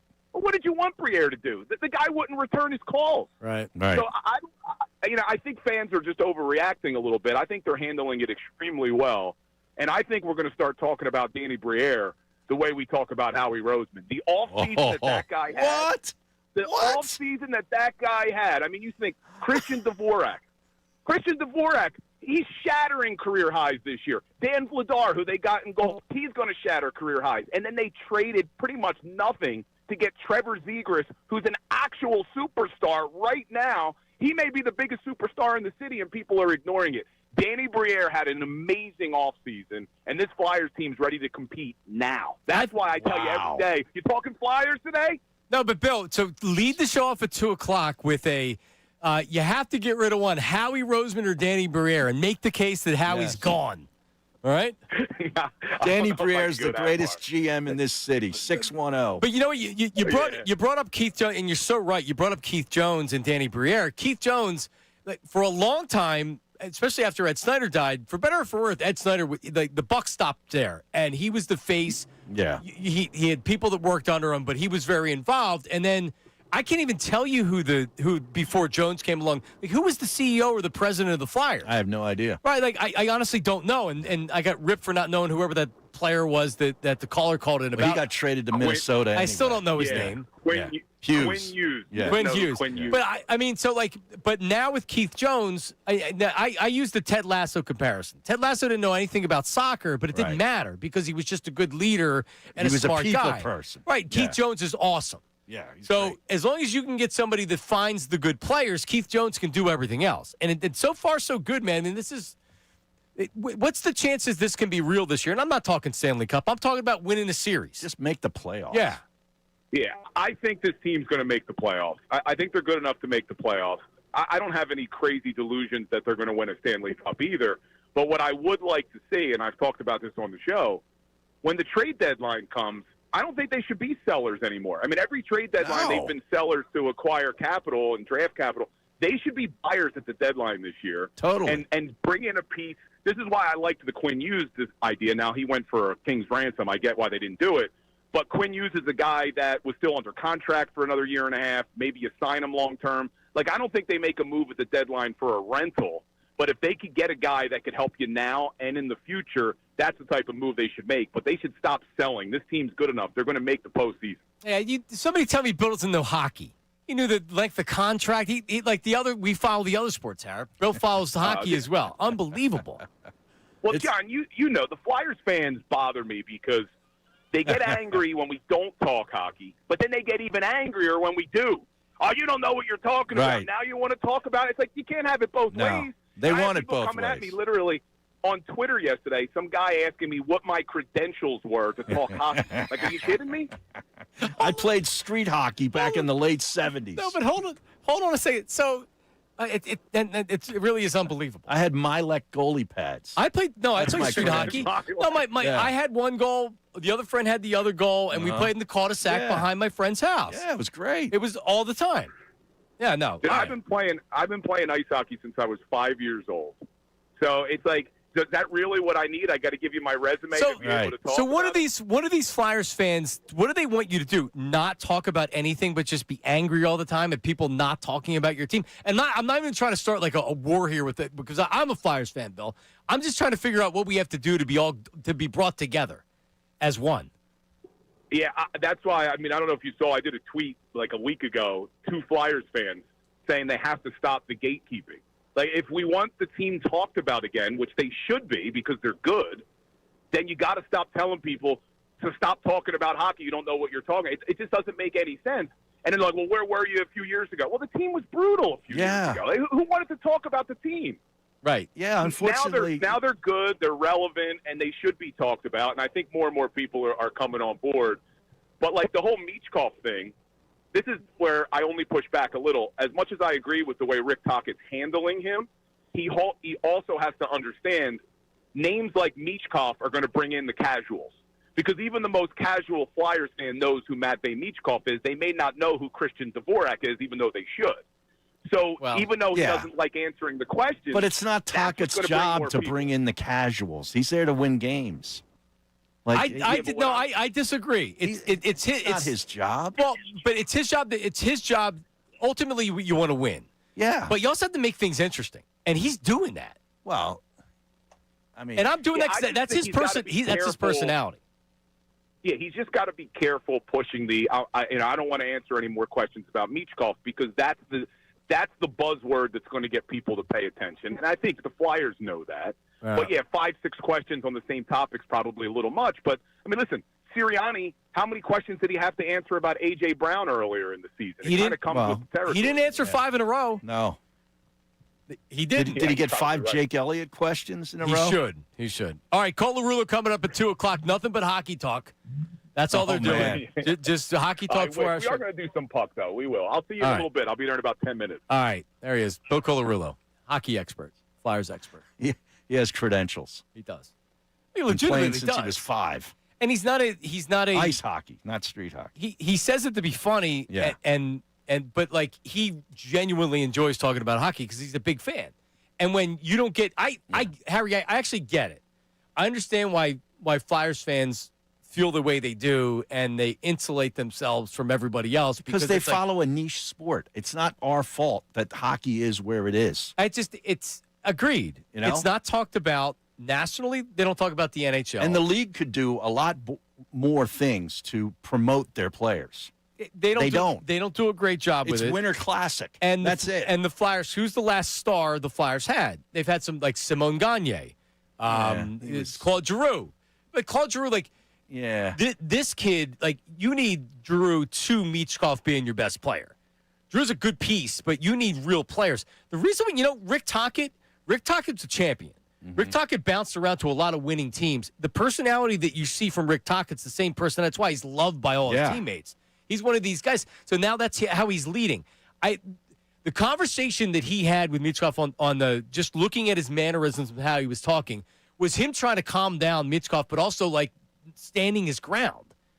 And he realizing this dude's frustrated, and that's a good thing. But you got to earn more. I think he's handling it perfect. I wasn't watching at the time this happened. Did he skip him on a power play or something? Like it? I'm not in. Nate Tennyson, give us the details.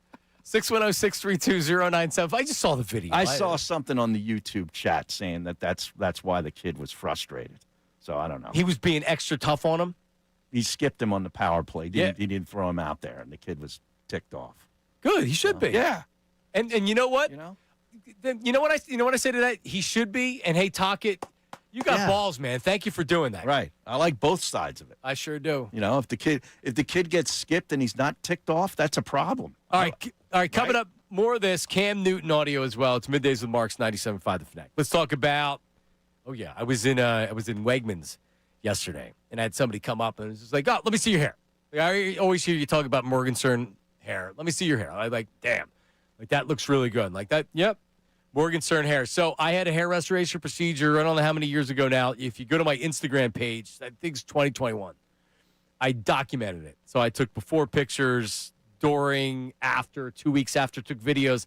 So you see exactly what you're getting when you go through the process. Because I've had a lot of people reach out to me, and I just point them in the direction of my Instagram, at John, JONMARKS Marks Media, at John Marks Media. And they're like, wow, like that really answers a lot of questions. So if you have any questions, you can always reach out to me. But check out the videos, and you can see. And the results are amazing. I wasn't bad before, but my hairline was receding. And I thought, you know what? This is the perfect opportunity to kind of fill in the receding hairline and make it look great. And that's what it's done. So maybe you need a lot of work. Maybe you don't need a lot of hair. Regardless, Morgenstern Hair has the most experience and the most success when doing hair in Philly. Over 30 years. It's the same crew that did my hair transplant. I'm still in there a couple times a year, checking for maintenance, everything else. So if you need something done with your hair, men and women, by the way, a lot of women go to Morgenstern Hair. Check them out, morgensternhair.com, Morgan with an E, morgensternhair.com, or you can call their office, 610-980-4000, 610-980-4000. John Kincade.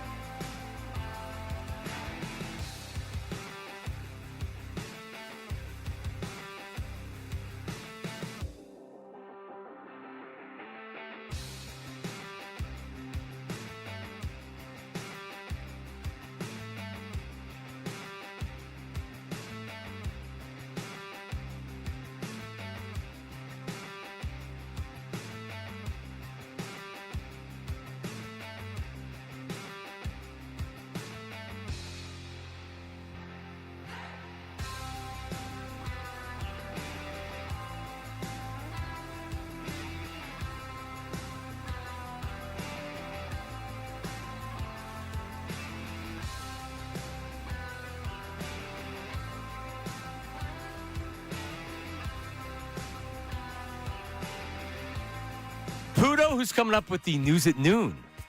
Looking forward to that. Oh, yeah. Yeah. Ray gets, he likes certain subjects, and he's always looking for the next update to that. So it's always nice when you get a fresh mind to do the news at noon. Yes. So that's coming up. Especially around the holidays. Yes, there's plenty. So that's coming up. So what would you have done in this situation, Harry? And Trish, you can get involved in this as well. So on Friday was my birthday. We were supposed to go out. I was supposed to go to New York, first of all, but the weather was horrible.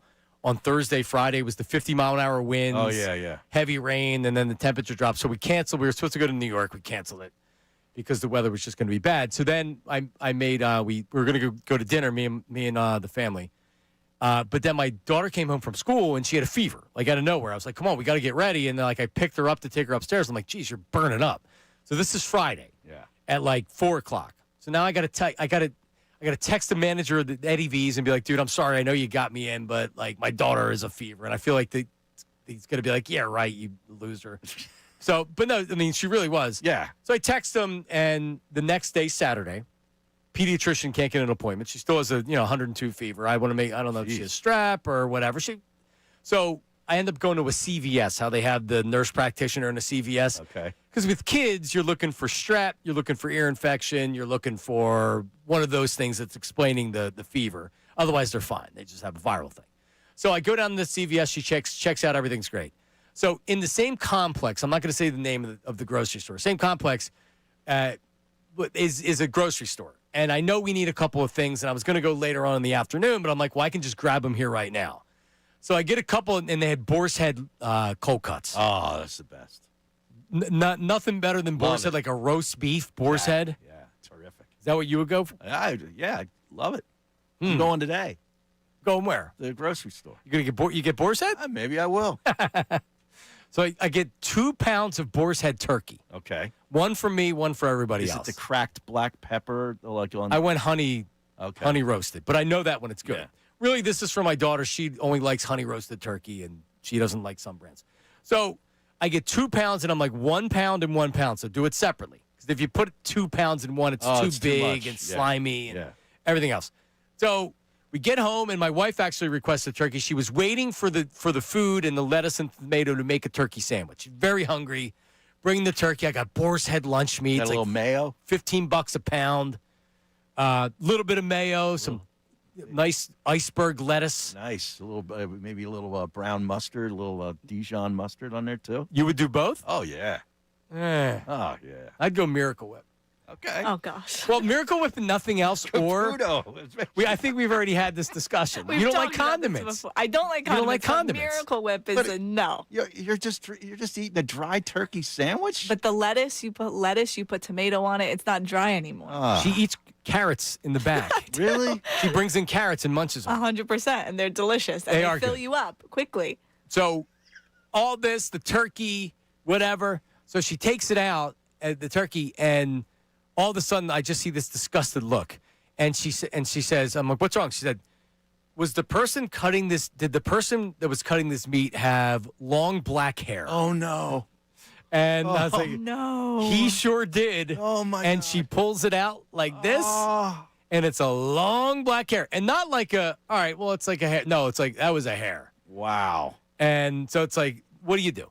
Throw it all out. Yeah. And I would go back, actually. All right. Because they should be wearing a hairnet. So had the hairnet on the beard and the head. Oh. Really? And it's still got hair. Just throw it I out. don't know what the hell happened. I don't know what process it got here.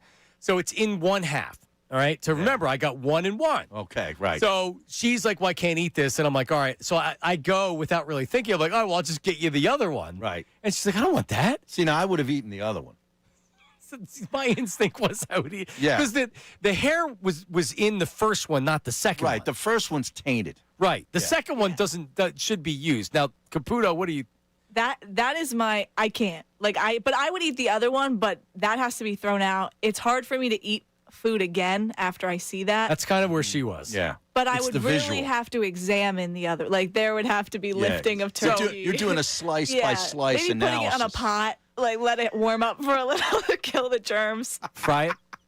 Boil it? She's Little bit, sanitized. little bit, She's yeah. No, you're right. I can't spray it. Caputo's going to sterilize the turkey before she eats it. Put some hand sanitizer on. There you go. So, I'm not a barbarian.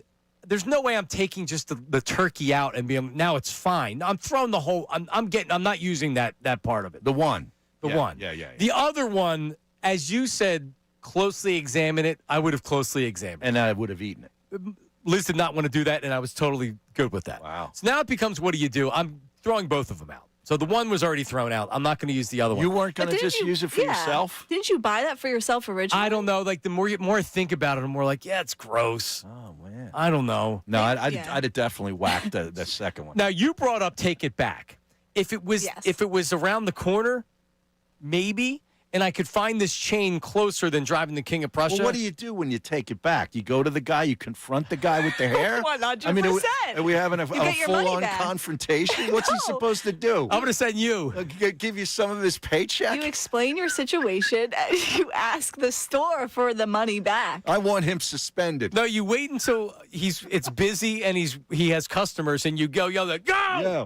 You! Yeah. My turkey! Check your stuff for hair. Right. Yeah, you're telling all the customers?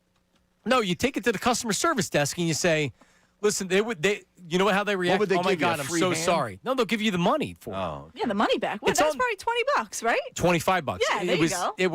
It's on the card, so I don't even need the receipt. They can Right. track everything I have because of the bonus club. card. That's right. I give them that little key fob. So whenever I do return stuff, they'll be like, "Well, do you have the receipt?" And I'll be like, "No, it's on the It's members electronic. Yeah. You have it. And Well, they're they like, should give you "All right." rewards points then, too. Exactly right. Yeah.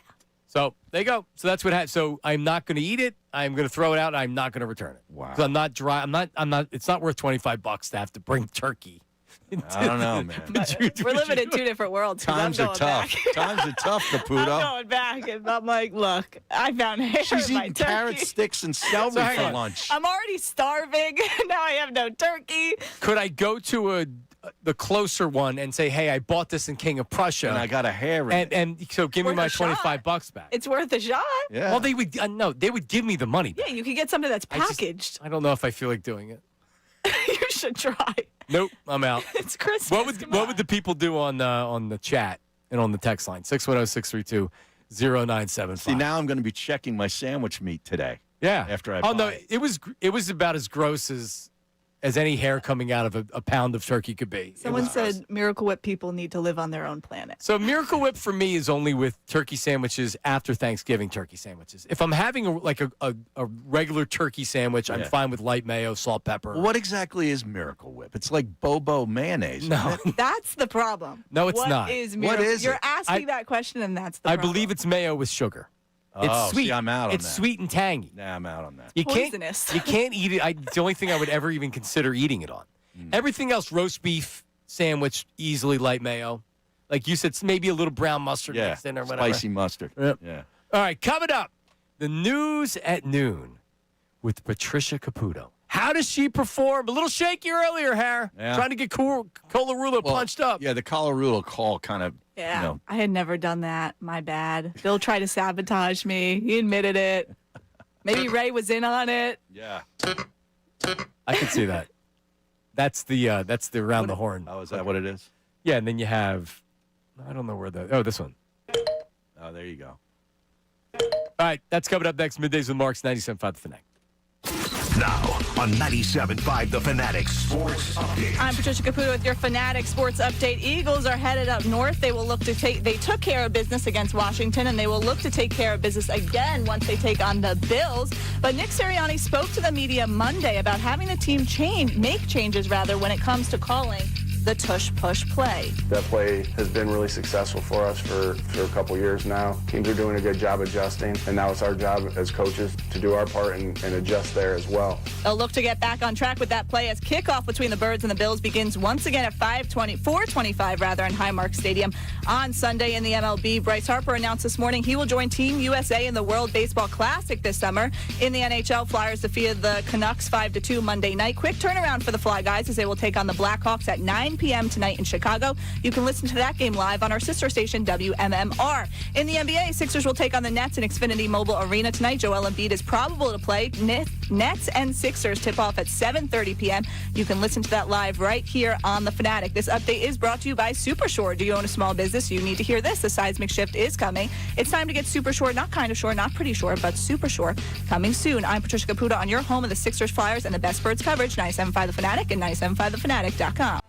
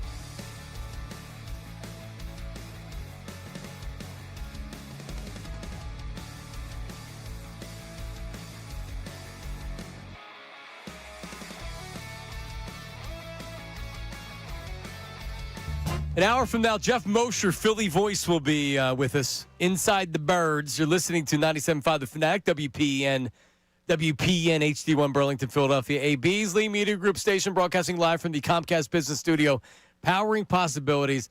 News at noon coming up in a second. Before we get to the actual news at noon, let's examine Patricia Caputo for our audience right now. Like I'm going to question her. What? Yeah. Yes, we're going to question her for a second. How old are you? I'm 22. And you graduated college when? In May. LSU, This right? May. Right. Yes, I did go to LSU. So you were a May graduate of LSU. Yes. Isn't she so polished? Yes. She seems so mature. Her updates are excellent. She's very, very polished for being such Thank you. right out of school. Correct. She sounds professional when she does her update. There are trigger words that you have that where I hear your regionalism, and I love it. 100%. Because everything else, you go to Sports Center or something like that, you're perfect. But then she gave me a no in there. She gave me a Jersey no. Oh, yeah? Or something like that. I forget what it was. I say bad, too. I have to change that. Yeah, we all have it. Bad. Chocolate. Yeah. The chocolate's what you have, because that's how my grandfather's Chocolate. from North Jersey, and My that's mom's how from North Jersey. that's how he's After Christmas, when I come back, it will be worse. Because we're going to be up there with them. It will be bad. Good. Bad.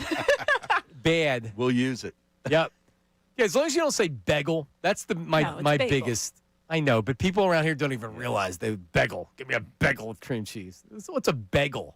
It's a bagel. It's so bad. Like my mom, and she's probably listening. Like water. Like, oh, did you have a glass of water? Yeah. It's water. I know. I say water. My dad says water. Yeah, He's no, from I know. around Most people do. Yeah. Wudder. Wooder. And then it's the crick. My dad, I grew up saying crick. Okay. The creek. I say crick. I said somebody wants a crick. Is it Cobb's Creek or is it Cobb's It's Creek? Cobb's Creek. Yes. But if you're like by the school, it's a crick. If it's big and you've heard of it, it's a creek. Right. I guess is what they would tell me. Did you say crayon, too, one day on one of the Yeah, shows? we did the Who says that? we did the crayon. My wife says crown. Yes. Crown. People say crown. Really? People in this area say crown instead of crayon. And my wife and her family are like that. And I am so anti it. One time, real fast, I was in a PF Chang's, and this hostess was trying to ask a couple that was being seated with their kids if she said, would you like some crowns for your kids? And wow. And they're like looking at each other like, why are they asking a crown? What does that mean? And then she repeated it. I was waiting for takeout, and I had to step in and help out. Oh, you I know. I was like, I know what she's saying. I stepped in. I said, Miss, she's asking if you want some crayons for your kids. And the girl was like, oh, yeah, crayons, not crowns. I don't understand what I meant. never heard that one before. Oh, it's awful. I never knew that one. That might be my least favorite, the crown, because my kids say it, and I have to correct them. And it's this internal struggle with my wife because she refuses to change. That's your biggest fight. It's an internal. Oh, that's not our biggest fight. It's an internal struggle. It is. I'm going to write this down as Yeah. things to talk about before getting married. Yeah. Yeah. All right, let's get to the news at noon. All Go right, ahead. here we go. This city needs its news. Now, it's time for I'd like to be remembered as a good newsman. the News at Noon It's the coolest story I've ever heard in my entire life. That's insane. with Ray Dunn. All right, not Ray in today. Patricia here, shaking things up a little bit. Gonna keep it in the podcast realm, just like Ray does, at least to start off. As the Exciting Mikes, not sure if you all have ever watched Cooper DeJean and Reed Blankenship's podcast, but they were talking a little bit about Christmas, and in the spirit of Christmas, they touched on a few topics. And Reed Blankenship had a certain story, I don't know if you saw this, John, but about his dad, and his dad got him something, I'll let him explain. And he had to kind of, maybe it was used, not sure, I'd have to let his dad explain. But he got him something, and there was some stuff on it, and his dad had to step in and be like, just give the logical answer as to why something might be slightly damaged. Here's Reed. Santa got me a four-wheeler for the adults out there. There was a little crack on the fender. And I looked at my dad, I'm like, hey, why is there a crack on the fender? And he's like, right on the spot. Shout out Dad for this. He's like, Rudolph kicked it. And I believed him, So I'm like, that's pretty cool, right on the spot. Right on the spot. Yeah, Valid answer. and Pretty good. yeah, and I love old them. man. I love them. They're awesome. They really the good combination. Now, Patricia, what do you think of the love relationship interest of Cooper and Nikki Bella, the professional Bella? wrestler? Yeah. All I'll say is if on Christmas Eve I brought someone home who was 42, I have two uncles who are a lot younger than that.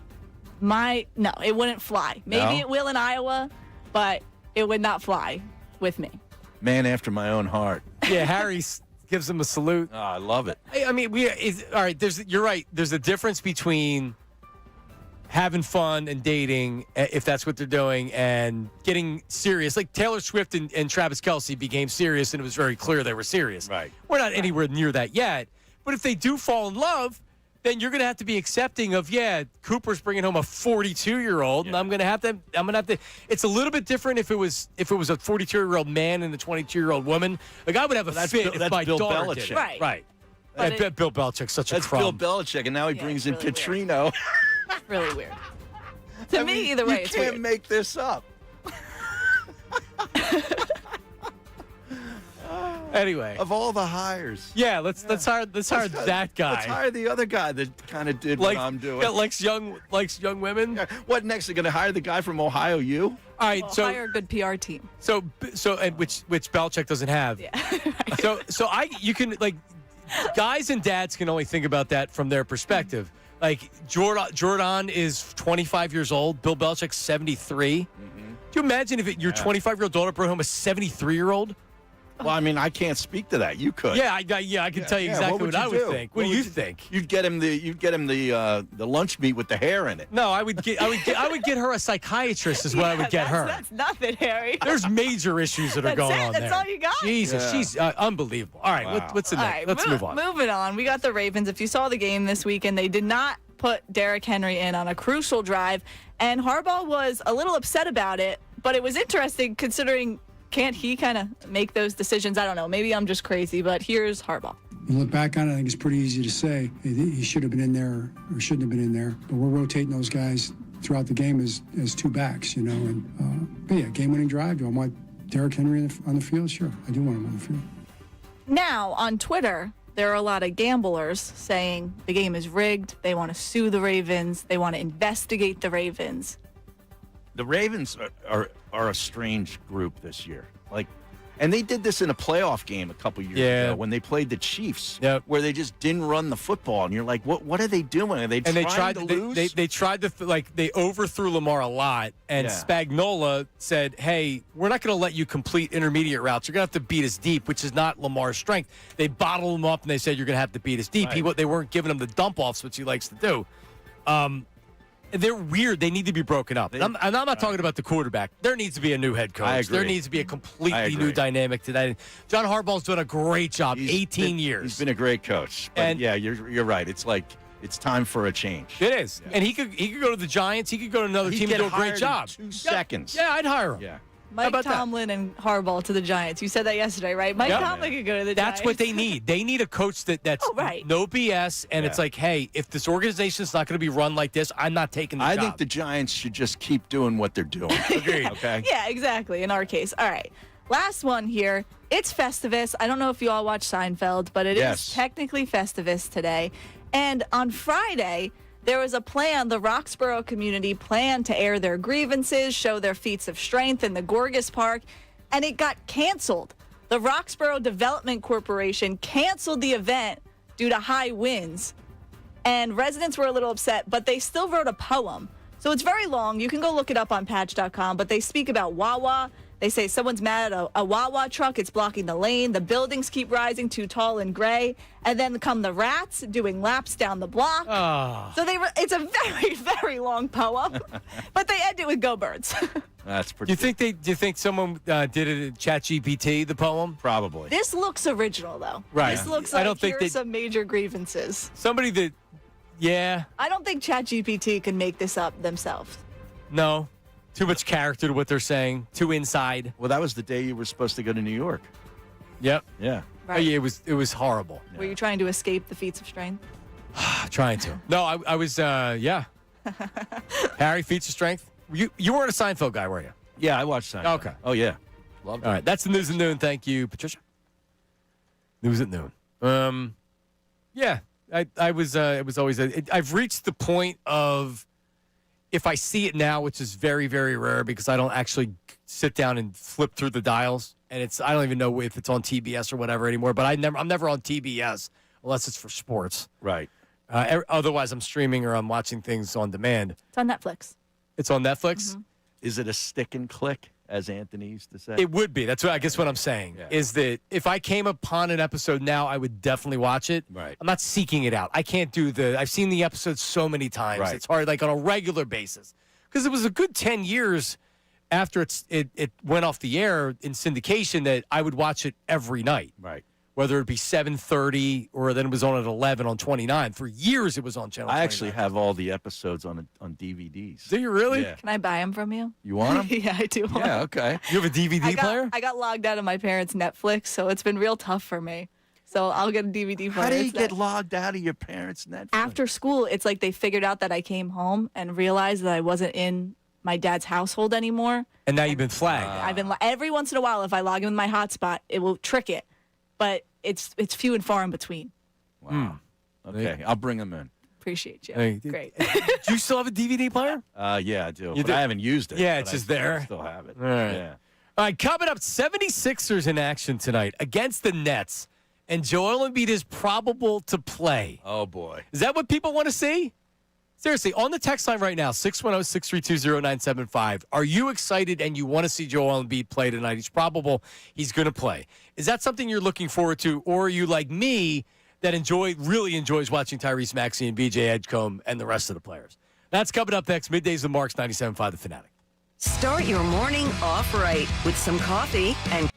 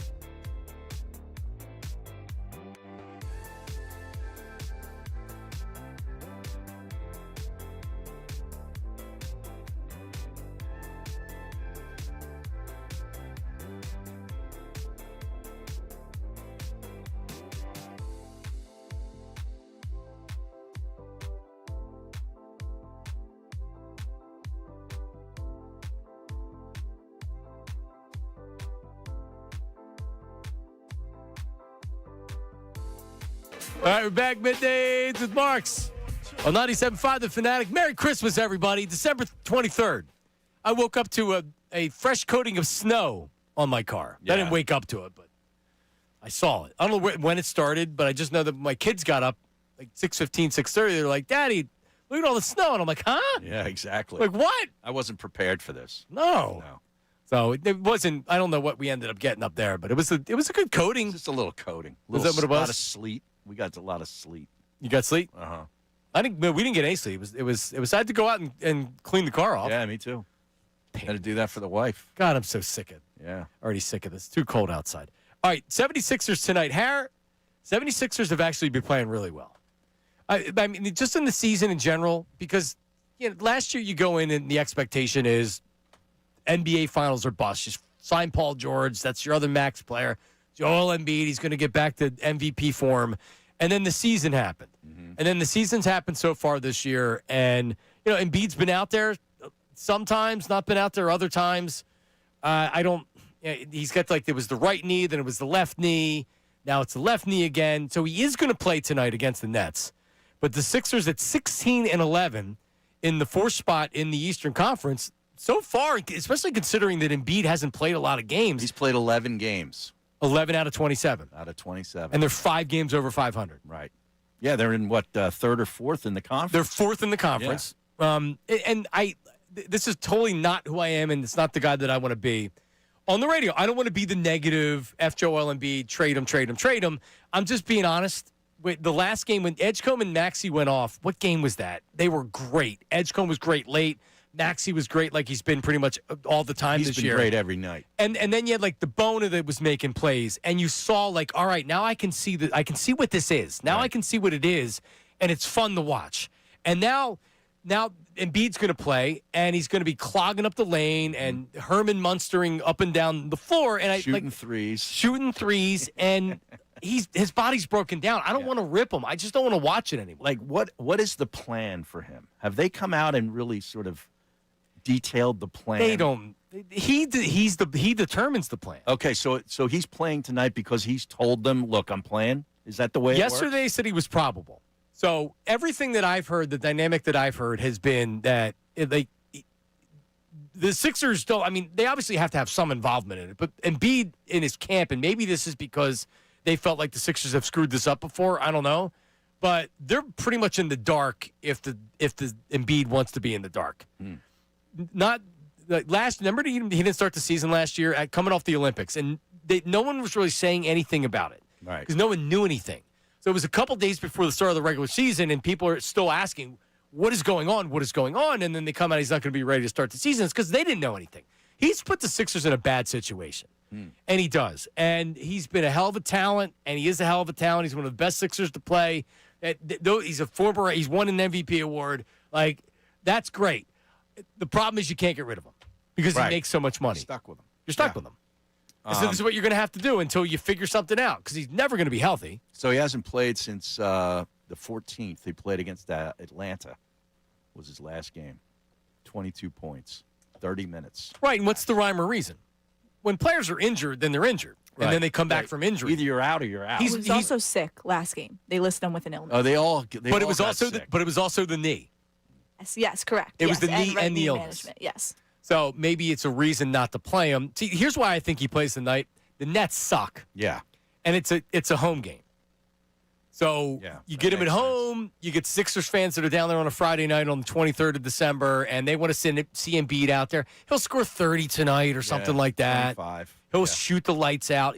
He's a great talent. I mean, if he plays how many times a month? 4 or 5 games a month to sort of keep him, vertical for the playoffs. Oh, is that the plan? I can't imagine that's what the Sixers want. Is that really what you want? Keep them vertical for the playoffs? Maybe I'm being negative. They're not winning with Joel Embiid. But I mean, in the playoffs, the game does change, and it's more suitable. You're right for what he can do. But defensively, he's cooked. Yeah, he's easy to solve. You just don't. You just don't put another 90s style center out there, and you can't guard anybody.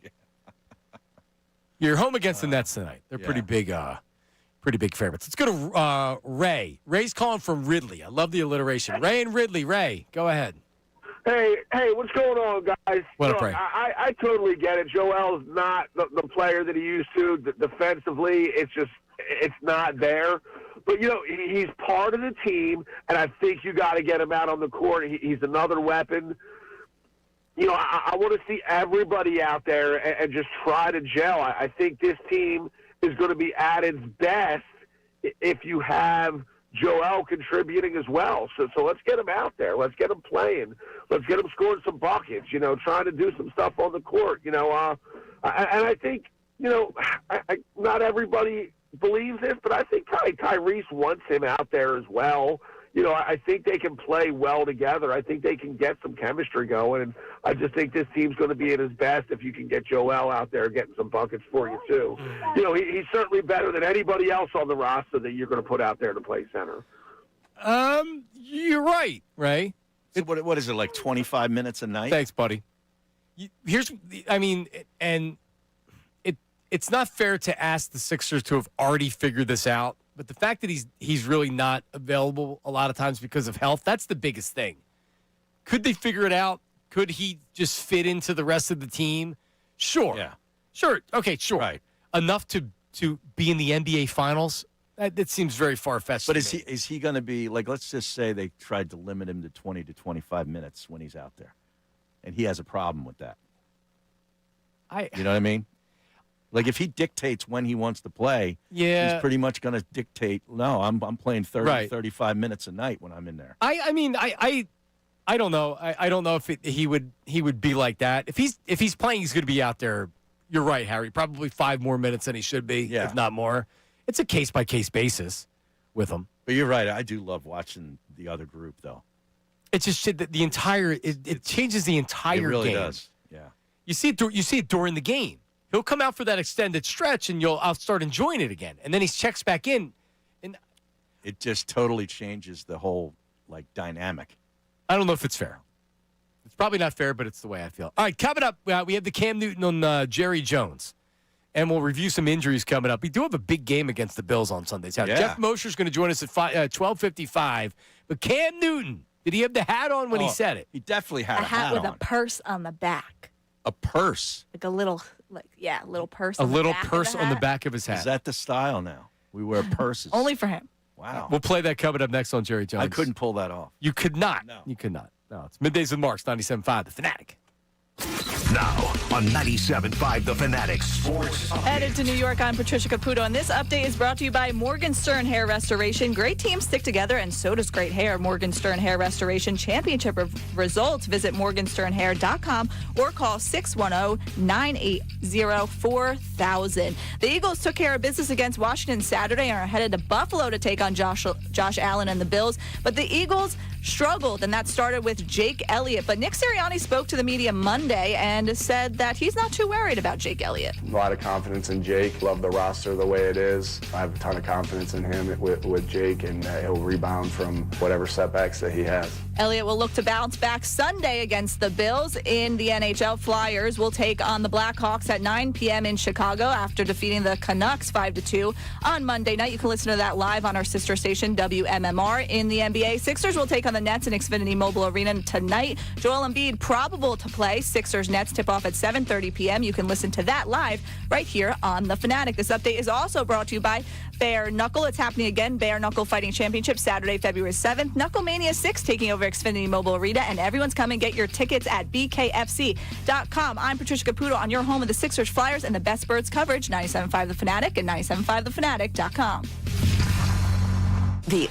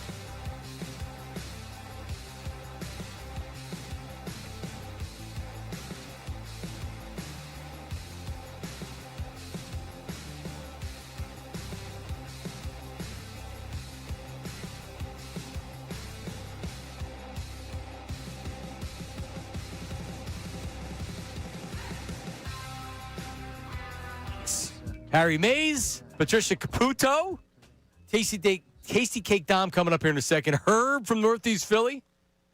He got his haircut, I believe, yesterday for the, got to get For the gotta get holidays. the freshie for the holidays. Absolutely. That's what you do. All right, let's hear from Cam Newton. Was this on First Take? Because I just see the Cam Newton stuff, and I kind of headline read it because he's just like Harry likes him. I can't get enough. I can't take any more of it. I can't take any more of it either. So you out? Really, I did this because it was good content. I try to stray away from Cam Newton because it's a lot. So a lot of times it just gives you this is a way for us to talk about the Cowboys, and it's a good way to talk about the Cowboys because who doesn't want to talk about the Cowboys when they're losing? Here's Cam Newton on ESPN talking about Jerry Jones. I do not believe him, but I do believe the fact, and I quote, I'll admit that the Cowboys management has played a big role of where we are right. I admit, man, we don't used to hear Jerry Jones say that, that the Cowboys management has played a role. I admit, hey, Jerry Jones, Stephen Jones, you're the reason why the Dallas Cowboys are in this position. In famous words of Stephen Anthony, we should start calling them the Alice Cowboys because they have no D in there. Whoa. All right, I'll give him this. At least he's going for the theatrical version of the business. Yes, he really And he's is. gotten better, and he's clearly being coached by ESPN. Of course. On this stuff. Yeah. Stephen A. has identified him as a personality that can come on First Take. Because all this stuff about Max and like Max is like, oh, better debater. And then Stephen A. is like, you can't debate me, I'll beat you. Yeah. Like, who cares? It's all contrived nonsense. Stephen A. doesn't really want to do that. He wants to do a show. And that's not who's the bet. It's not high school debate club. And Stephen A. wants to have some nonsense. Cam Newton's nonsense. Yes, he is. And it's starting to work for him. You know, you can get these hats that he wears. I just found it. Mashika. On Amazon? Mashika is the name of the hat company, and you can buy from the Cam Newton collection. Guess what one of these things costs, John? $1,000. You're very close. $950. So that's why this is all a game. This is all a ploy. Yeah. Wear the hat. People start following him. Then he becomes this big celebrity. Actually, the bucket can't be hats are mad at pretty him. cool. I can't be mad at him. Yeah. Like, I wanna, but at the same time, when someone's buying $900 hats, he's setting up his grandkids. Yeah, but Caputo, you could get Cam's cool bucket hat for a mere $280. I would never touch that thing. Can I get the Amazon knockoff from China for $25 and I'll buy it? On Temu. Yes. Yeah. Let's do it right now. Let's check it out. Say, Nate, see if you can find that same hat somewhere from China, and we can get it. No, but, I mean, based on now I can see what he's doing, I respect it more. Before, I thought he was just an idiot. And, like, his takes were really bad, and his takes are really bad. Yeah. But there is some type of madness to the method of what he's doing right now. Yeah. And method to the madness. I find it somewhat entertaining. It's sort of like a car. You know, I can't stop looking at it. You know what I mean? Like, I don't even know what he said in the cut. I know, but I'll listen to it again. He was also quoting Jerry Jones, where Jerry Jones is like, I admit. And that's why Cam Newton was like, we'll never hear this again. Jerry Jones is admitting it is his fault. He's like a Stephen A. Smith Jr. out there doing it. No, but to his point, duh. Obviously, it's his fault. I guess it's a Jerry saying. He came out afterwards and he said that it's fair to say the front office plays a big role, the biggest role, because he loves Shoddy, as he calls him. Shoddy. Yeah, he loves him. Yeah. Loves Schottenheimer. Yeah. So, I mean, honestly, I thought he did a good job. Are the Cowboys actually as talented as we think? How come they can never win? No, they're not. So they got fancy wide receivers. You know, every now and then Dak looks like a real quarterback, MVP type quarterback. Their defense, where did that defense go? In the middle of the season, they were touting that defense. Oh, we don't need Micah Parsons. Right. See a lot of Cowboys fans out there on social media. See, this is how many draft picks we have now. The Chargers went right through that defense. Yeah, they did. Yeah, that's a hardball special. He said we're going to run you over, and they're offense. We saw that was not a good team offensively. No, but they looked really good. They looked really good. They did, and the Cowboys looked like that they knew that the season was over. That's another evidence that you're starting to see of coaching taking over that team. They're becoming him for sure. Yeah. Yeah. No, for sure. And then he'll fight with the management or whatever, and then he'll be gone 5 years from now. But he's a really, really good coach. Yeah. And they take on his identity. Yep. And they're a hard ass. They play hard. They like him right now. The quarterback is a tough SOB. Never thought of that. Never thought of him as that kind of guy. He is. You're right. Yeah, that was a Jalen Hurts-esque performance, how he just more or less said, I'm going to have to run because I'm going to get sacked. And that's how they moved the ball a lot of that second half, was just him taking off. Other than the broken hand. Yeah. On top of it. Tasty Cake Dom joins us. Tasty Cake Dom, how are you? How are you, John? How are you doing? Hey, Har. Merry Christmas, What's up, Dom? Merry Christmas to you guys, too. Great show. Thank you. So, John, the reason I called you guys, you're talking about the Sixers, right? Yep. John, Har. Yeah. They're so fascinating to me because that game Friday night, right, Har? Did you ever watch a basketball game, whether it be high school, college, pros, ever, John, where a team got out-rebounded 48-24 and won the damn game? Yeah, by double. It's what night was this? Absurd. Although I think Temple has won a game like that Probably. this year. What game were they doubled up? The Mavericks Against game? the Knicks. Oh, the Knicks game. Yeah. Yeah, that was. I mean, and that was it. Like, I was surprised they went up. I was surprised they won that game, but Well, that was the night they were. They didn't unfurl the banner. the for banner raising. But that was also fourth quarter. They celebrated the winning of the cup. The Knicks made, they didn't give a damn. And the Knicks, I give them a lot of respect because the NBA, the Bucks and the Lakers both did it. Yeah. And then I think the team didn't do it last year that won. But the Knicks said, no, we're not doing it. Right. Yeah, I agree because with nobody that. cares and it's disingenuous. And in New York, they would boo it. Exactly. And I'd boo it too. Go ahead, Dom. So, John, the game's on Peacock, right? Yep. So you got Iron Eagle and Van Gundy doing the game. Is it Van Gundy tonight? And Van Gundy is killing Nurse the whole game because he continuously says Andre Drummond has more offensive rebounds than any current player in the NBA over everybody. And he has him positioned 23 feet away from the basket shooting three-pointers. Yeah. It's absurdity. Yeah, well, I mean, that's the game now. He can actually appreciate it, Dom. Merry Christmas. He can actually. I think he hit a couple of threes in that Knicks game. But I mean, this isn't the finished product. This is the first year. Mm-hmm. Even if Embiid can play, and we live in this fantasy land where everything's great and Embiid's healthy in the playoffs, because that's how they drew it up, Har. Right. It's like, all right, so you're not going to play him a lot during the regular season. We're going to load management. All right, so we load manage Joel. He's not playing back. Yeah, not playing back to back. And then the playoffs start, and woof, all of a sudden he's healthy. Right. And everybody Running up and down the court. Oh, man, the chemistry's great, and he's fresh, playing 35 minutes. The problem is that you can't do that. And even if you held him out until the playoffs, after the first game, he could be injured and not have to. And like, this is if he plays at all, his knees are bothering him, right? Right. This is he's shot. The knees are shot. And I actually feel bad watching him play a lot of times because he's a shell of what he used to look like out there. Drummond ended up with 13 rebounds. He did. Game against the Knicks. Yeah, +9. Who do you like tonight, Har? I think the Sixers are. What's the number? Sixers are 9.5. Yeah, I would take them. I would too. Yeah. It's part of my Bet Parks parlay. Oh, it is? I have all money line. I have Sixers on the money line. Then I go to the college bowl game. A meaningless bowl game today? Not meaningless to me. Which one do we got? There's a couple today. I've hit 3 in a row. I like UNLV tonight. I like UNLV on the money line because they're big favorites, and then Louisville on the money line. So 3 money lines pays you +126 on the Bet Parks app. Man. 3 big favorites. 610-632-0975. Middays with Marks. Hit up the text line. We'll crew that coming up. 610-632-0975. Herb, and then how'd the Eagles look? Was it more the Commanders or the Eagles starting to click? Jeff Mosher, Inside the Birds. Philly Voice has examined the film. He'll tell us that. That's coming up at 12:55. Don't go anywhere. Middays with Marks. Unfiltered.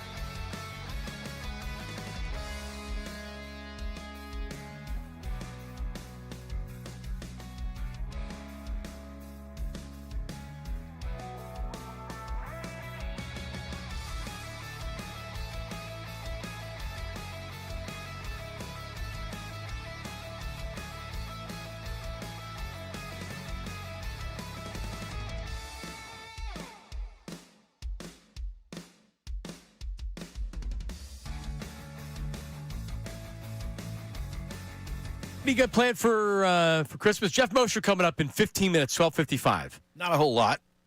Seeing family? Just going to see some family. Yeah? Yeah. Nice, easy Christmas for you? Easy. Very easy. I wish I could say the same. Yeah. What do you got? No, I just 3 young kids and mayhem. A lot of presents. I've been up late watching football and wrapping presents. Gifts. Yeah. It's actually perfect. To where it's like, you're not even thinking about what you're doing. That's what I was doing the Bears-Packers game Saturday night. I was up shopping and wrapping gifts. Are you a good rapper? I've gotten better. Yeah. I was bet you never very good at it. I bet you Caputo is a OCD type A rapper. Very meticulous. Like my wife. A little bit. I'm getting better. My mom is. Like last night, my sister was wrapping gifts, and my mom was like, please just let me do it. And Sophia was like, I just want you to sit there and watch me struggle. I'm a good clothes folder, though. I've become, me too. I've become very elite. Yeah, you'd have thought that I worked in like a J. Crew or something. I can do it like on the fly. And you haven't? You haven't worked retail? No. That's awesome. I can't stand folding clothes. Yeah. Oh, yeah, for sure. I'll do everything. I'll wash them and dishes, clothes. Oh, there's a whole system that I have. Yeah. Because I do a lot of laundry. The kids wear 3-4 outfits a day. Yeah. Seriously. And I try to put it back in the closet. They're like, I wore that today. I'm like, I already washed it. What? No, you didn't. Yeah, you could wear it again. Agreed. Yeah. So I have to sneak it. It depends where. Well, it depends what.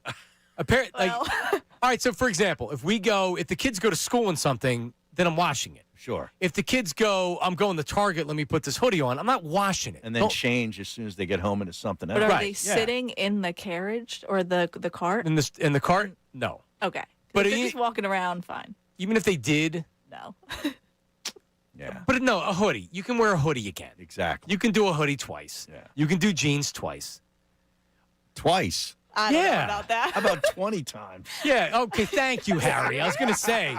Well, you think I wash my jeans every time? Oh, my God. They don't. No, jeans don't want you to wash them every time. Exactly. You sit on stuff.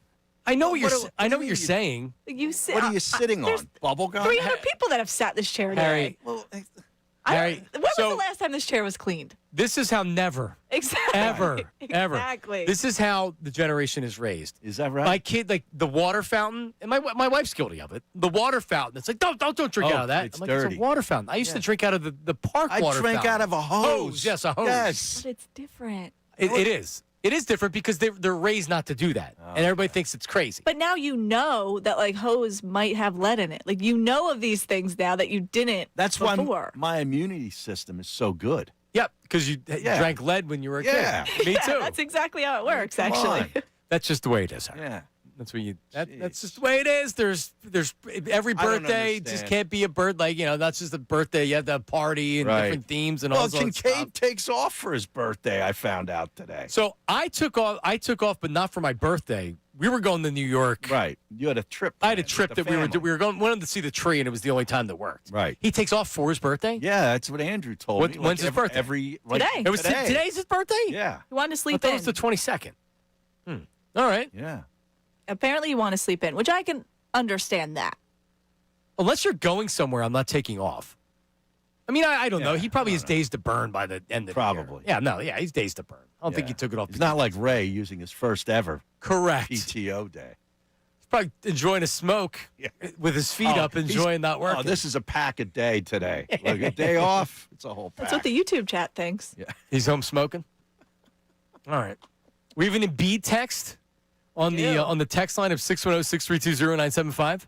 Yes, Brian from West Palm Beach.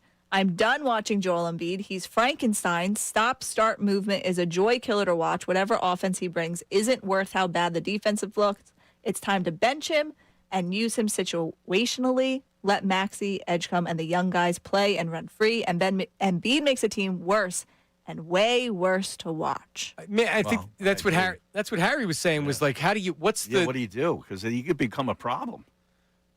And can you figure out a sweet spot where the player's happy enough, right, and it makes sense for what you're doing? Because ultimately, the game does change in the playoffs, and this freestyle that we see with Edgecombe and Maxey, that's not going to win in the playoffs. That's not going to last.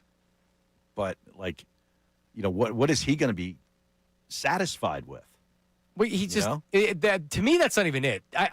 I think they can hopefully they can figure that out. But he can literally, you could sit him out for weeks and he could play one game and not be healthy just from playing in that one game. Right. His knee's going to bother him when he plays. and then he's laboring. Now, in the playoffs, he probably tries to play through it, but is that a good thing? Yeah, and they space the playoffs out now, so you're not playing games up against one. So he's in big-time knee pain, but he's trying to play through it because it's the playoffs, and then he sucks, and then we criticize him because he sucks. But really, he's a 7'2" monster that can't do what he once did. Because there's one night where he throws up 6 threes and misses them all. Yep, for sure. Let's go to Herb. Yes. Herb in Northeast Philly. Herb, how are you, buddy? Okay, Merry Christmas to all of you. Happy New Year. We're going to do it this year. What was Did you that? just Again, rip a fart? What was that, Herb? No, I said back to back. We're going to do it again. No, I know, but there was some kind of a sound effect. Did you break wind, Herb? No, I didn't break nothing. Not yet. How was Miami? It was good, brother. It was good. Nice and relaxful. I did what I had to do, and What'd you have to do? What, were you by the pool? I was by the pool, went on the beach, and took a few pictures on the beach. Awesome. Herb was sending me pictures with some woman. Oh, yeah? Because I was asking him about women. Yeah. And then that night he sent me a bunch of pictures and one of them was with a woman. And I'm like, did he? I was at, the girl. Who was that? That's the girl that was my waitress. I probably can get a date with her or something Yeah? like that. She's nice, yeah. She works at the Havana 1957 restaurant, right there in the front. It's on the right side, right there. Oh. Harry's looking at a picture. I gave him a picture of her. That's awesome. So did you get her way digits? down. Did you get her number? Not yet, but I can go back down there and get that. I know I can get that. You know what I mean? All right. It's worth going back down then, huh? Gives you something to do. I mean, yeah. I really want to go to Lake Costa Rica, and I want to go back to Punta Cana, Yeah. Oh, Next that's trip. nice. The DR. Yeah, Herb vacations more than anybody I've ever met. Good. Where's the next vacation, Herb? I would probably say there's a possibility I might go down for a couple days down to spring training. Okay. That's always a good time. Yeah. Or I just waited out till the end of we got a lot of events coming up. And we got the NCAA first round on March 20th and 22nd. Yeah.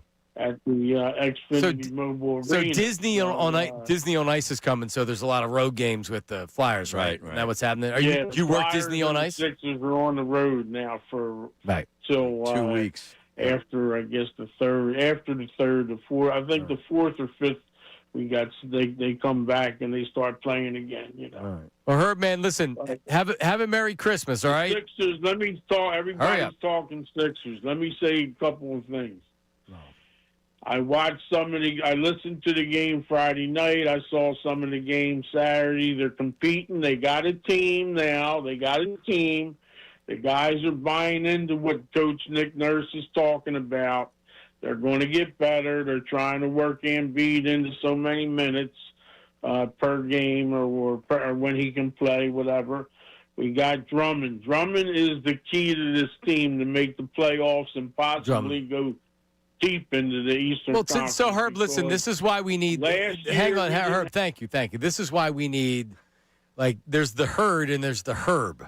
Right. And that's Herb's podcast because he demanded 10 minutes on the air with me. Okay. And I told him, well, I can't give you that much. Right there, I tried to tell him. Just wanted to say hi. Yeah, you want a conversation. He kind of goes on a soliloquy. Right, but I just wanted to say hi because it's Christmas and I'm off tomorrow or whatever because we have Jeff Mosher coming up. Right. So thank you, Herb. We appreciate it. The Herb, though. I like the that. Herb. Yeah. And then Nate is the co-host. I like that. He's like the Jason McIntyre to Cowherd. That's Nate.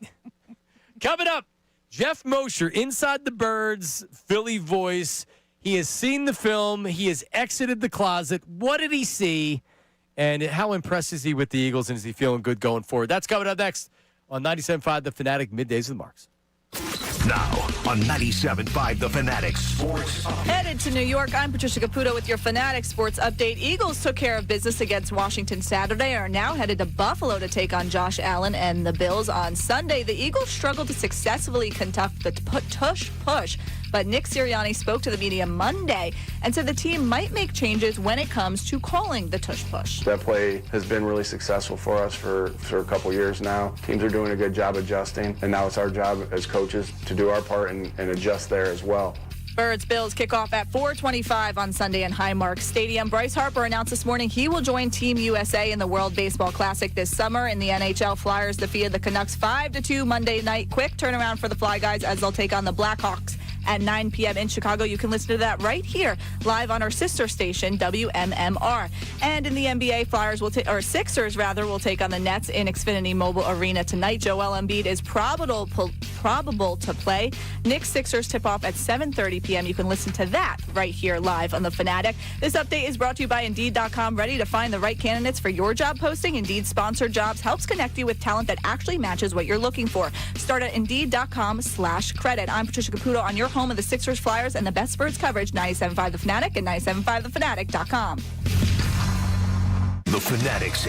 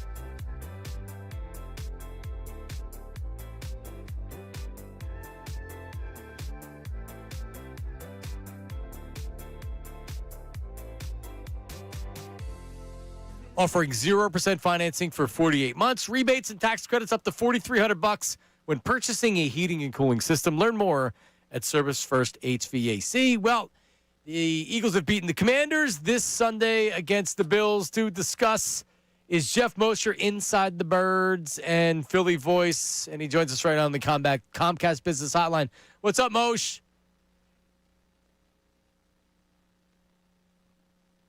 Are we there? Jeff Mosher, hello. Uh-oh. Oh, here we go again. Uh-oh. Let's try it. Hello? There he is. There he is. Hold on a second. Do I have it here? I got to deduct points from Patricia Caputo. We'll just give her the I thought I had it this time. It was my fault. Demerits. Oh, it was your fault. It wasn't her fault. Oh. Everyone's sabotaging me. I was on mute because it was a 3-minute wait, so I wanted to get some things done. And I'm sorry, I'm also under the weather, so I will try to get better. Oh, man. You had the flu? I hope it's not coming on, but I absolutely feel like I shouldn't get out of bed. Oh, wow. All right. Well, then listen. I am out of bed. We'll make this as painless as possible, and happy holidays to you, Jeff. So Same to you guys. we had the Raiders. We have Washington. The biggest concern among all Eagles fans was, does this offense get figured out? Do they turn stuff around? Kevin Patullo stinks, all this other stuff. After the Raiders and the Commanders game, how do you feel about this offense as we head into the final games of the season? Well, what I really think is interesting is, and I think that there's some encouraging signs, and then a couple of things that I wouldn't call discouraging, but still leave you wondering about the offense, is that in 2 consecutive weeks, they really completely changed fundamentally what they wanted to do offensively. So last week we talked about how they went ground and pound against the Raiders, Cam Latu on the field, all that 13 personnel. They wanted to establish the run early and run on the Raiders. And for the most part, they ran the ball well. Not great like they used to, but they did a decent job. But this game against the Commanders, and, I think not having Cam Latu may have factored into it a little bit, but it sure seemed intentional that they came out as a complete shotgun team, about 8 snaps of shotgun spread. And I thought the impact of that was twofold. One, against a bad secondary by the Commanders, they moved the ball. By the time they got to the third possession, they started to really move the ball through the air with those. It's funny, with those routes that we used to say are just predictable and all the problem with the offense, the glance routes, the hitch routes, but they were working, right? To Devontae Smith, to A.J. Brown, touchdown, Devontae came from under center, but mostly everything was no huddle, spread, and sometimes spread empty, which is a complete deviation from the week before. It was probably intentional. They probably looked at the Commanders' defense and said, these guys have nobody healthy at corner, average safeties. Bobby Wagner can't cover anymore, and right. And let's throw it into those little areas between Wagner and the corner, and so they got it done. So I think that's encouraging that you can function offensively out of almost 2 different styles of offense. But where I'm curious is, like we've talked all year long about the Eagles trying to figure out ways to get their identity back, which is really being a power running team and working off that. And I just wonder, can you constantly – it's a luxury to be able to go in and out of different formations, but it's not a luxury if you can only do it against bad teams and against playoff defenses. You're going to struggle to find the right tune of what you need to move the ball. Yeah, that's why we'll learn a whole lot more on Sunday, by Sunday night after the Bills game. But how would you grade the play of this offensive line here these last 2 weeks? Better. Jordan Mailata, I thought, played a good game against the Commanders in that there were not any really egregious penalties. I thought he had a nice clear-out block on Saquon's touchdown. I saw Dickerson have a nice block on there. I think Juergens, who amazingly made the Pro Bowl, he's been okay. But there is no question, and the push, I think, is a good example of that. Yep. There's no question that they are not as imposing and as dominant up front. And, again, when they play a different team that has some horses up there, especially at the edges, I wonder if that will come back to haunt them. Yeah, Lane Johnson returns this week. By all indications, Lane's going to be back. And who's the other? I'm missing somebody else. Jalen Carter. So Jalen Carter and Lane Johnson, you expect them back this week? It looks like it's trending in that direction. I think, it'll be interesting with Lane because I believe the Liz Frank sprain is in the right foot. So for a right tackle, that's your back post foot, right? That's your back leg plant foot. I mean, So I think it's good that he'll at least, if he gets out there, be able to test. I mean, it's not a great thing if he gets out there and it's not working, but you have to know. People say he shouldn't play. No, you have to know if he can get out there and do his job before you go try to, work with him in the playoffs, because practice ain't going to give you the real story. Like, a game with some real pass rushers lined up across him will tell the story a whole lot more. So what do you think Nick Sirianni does? Let's just do hypotheticals, and then we have some more. But let's do hypotheticals. If that game is meaningful against Washington the final week of the season, I think Zach Berman was on our morning show and said that he's looking at it, the Eagles possibly taking priority of health over trying to win that game with the possibility of being a number 2 seed. How do you think the Eagles operate in that situation, looking ahead? I should go all Chip Kelly on you, Murksy, and tell you I don't deal with hypotheticals.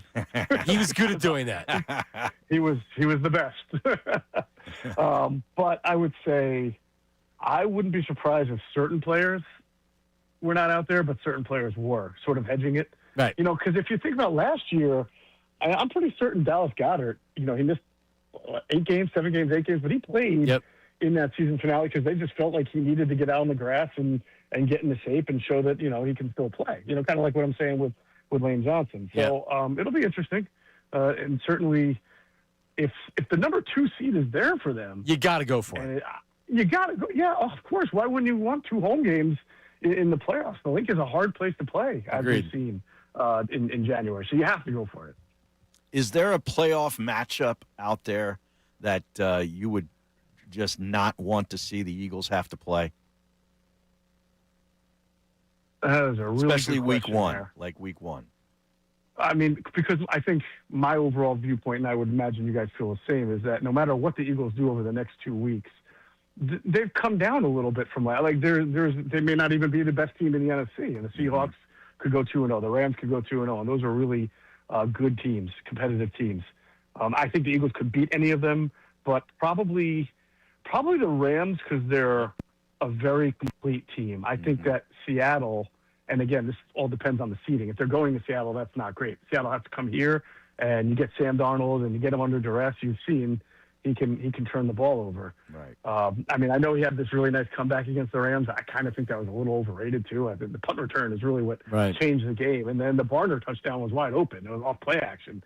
He did make a really nice, 2-point conversion throw. I'm not trying to take all the credit away, but I still think all of us look at Sam Darnold and say, yeah, I'd rather have him than Stafford. And then, of course, the Niners. If they keep winning and somehow get a seed, like I've doubted them all year, and maybe I need to stop. But at some point, you got to think that the talent that they don't have, Bosa, Fred Warner, other guy, Brandon Ayuk, has to catch up with them at some point.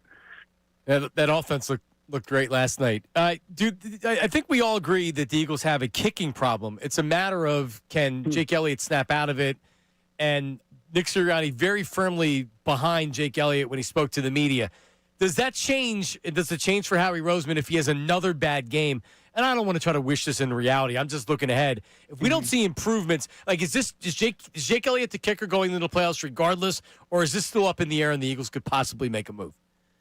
I mean, I think it has to if it continues this way, and I don't think Howie Roseman will be afraid of it. I understand Nick Sirianni's point right now, and he's not coming out and saying it this way, but given the scarcity of reliable, dependable kickers in free agency, it's more important for this team to just try to get Jake Elliott back mentally or physically, whatever it is, to kicking field goals than trying to take your luck with somebody who you're going to sign off the street. So I get that, but another game like this, you're going to be really discouraged. And remember, the Eagles are the only team, to my knowledge, at least in the modern era, that took 2 punters and had them active on the 53-man roster going into that 2022 Super Bowl, right? They had both Siposs, who had struggled, and then the guy they got from Tennessee, Ryan. They brought him in. That's right. Yeah.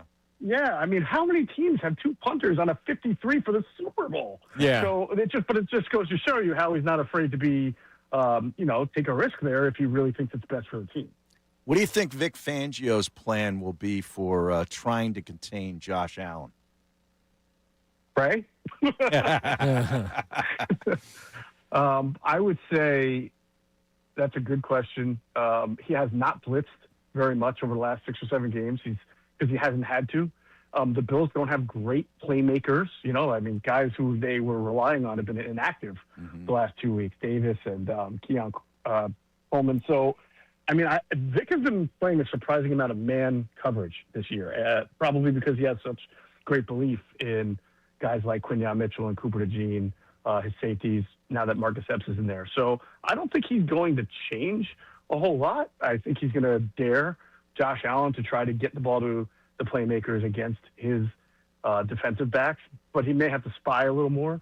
He may have to do some things up front, like stunting or slanting, some things that close obvious gaps that open that Josh Allen can run through. But I think he'd like to have Josh Allen uncomfortable in the pocket from a four-man rush and trying to make plays, second reaction type plays, because he'll make them. I think Vic's very understanding that Allen's going to make some, but he also could turn the ball over, throw on the run, be errant. I mean, that seemed to be the best recipe when I've watched other teams defend Josh Allen, is that you just hope that he's making too many hurried throws on the run. All right. Great stuff, Jeff. Make sure you check him out Inside the Birds, Philly Voice. Happy holidays, bro. We'll talk to you next week or whenever. Thanks, guys. Happy holidays. Thanks. Feel better, man. It's good stuff with, and I think Mosher had he'd said with us before. Get him out of there. He'd said with us before that he'll drop one of the ends in the coverage and he'll blitz like a line, like ball will come from the other side in the simulated pressure.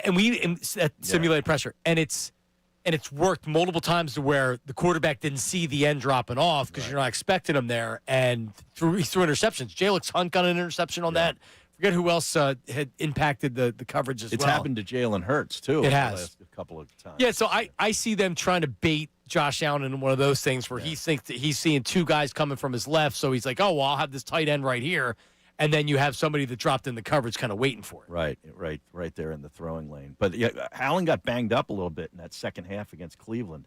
Their offense went to sleep. They hung on to win that game, and he only threw for 130 yards in that game. It's kind of like the Eagles.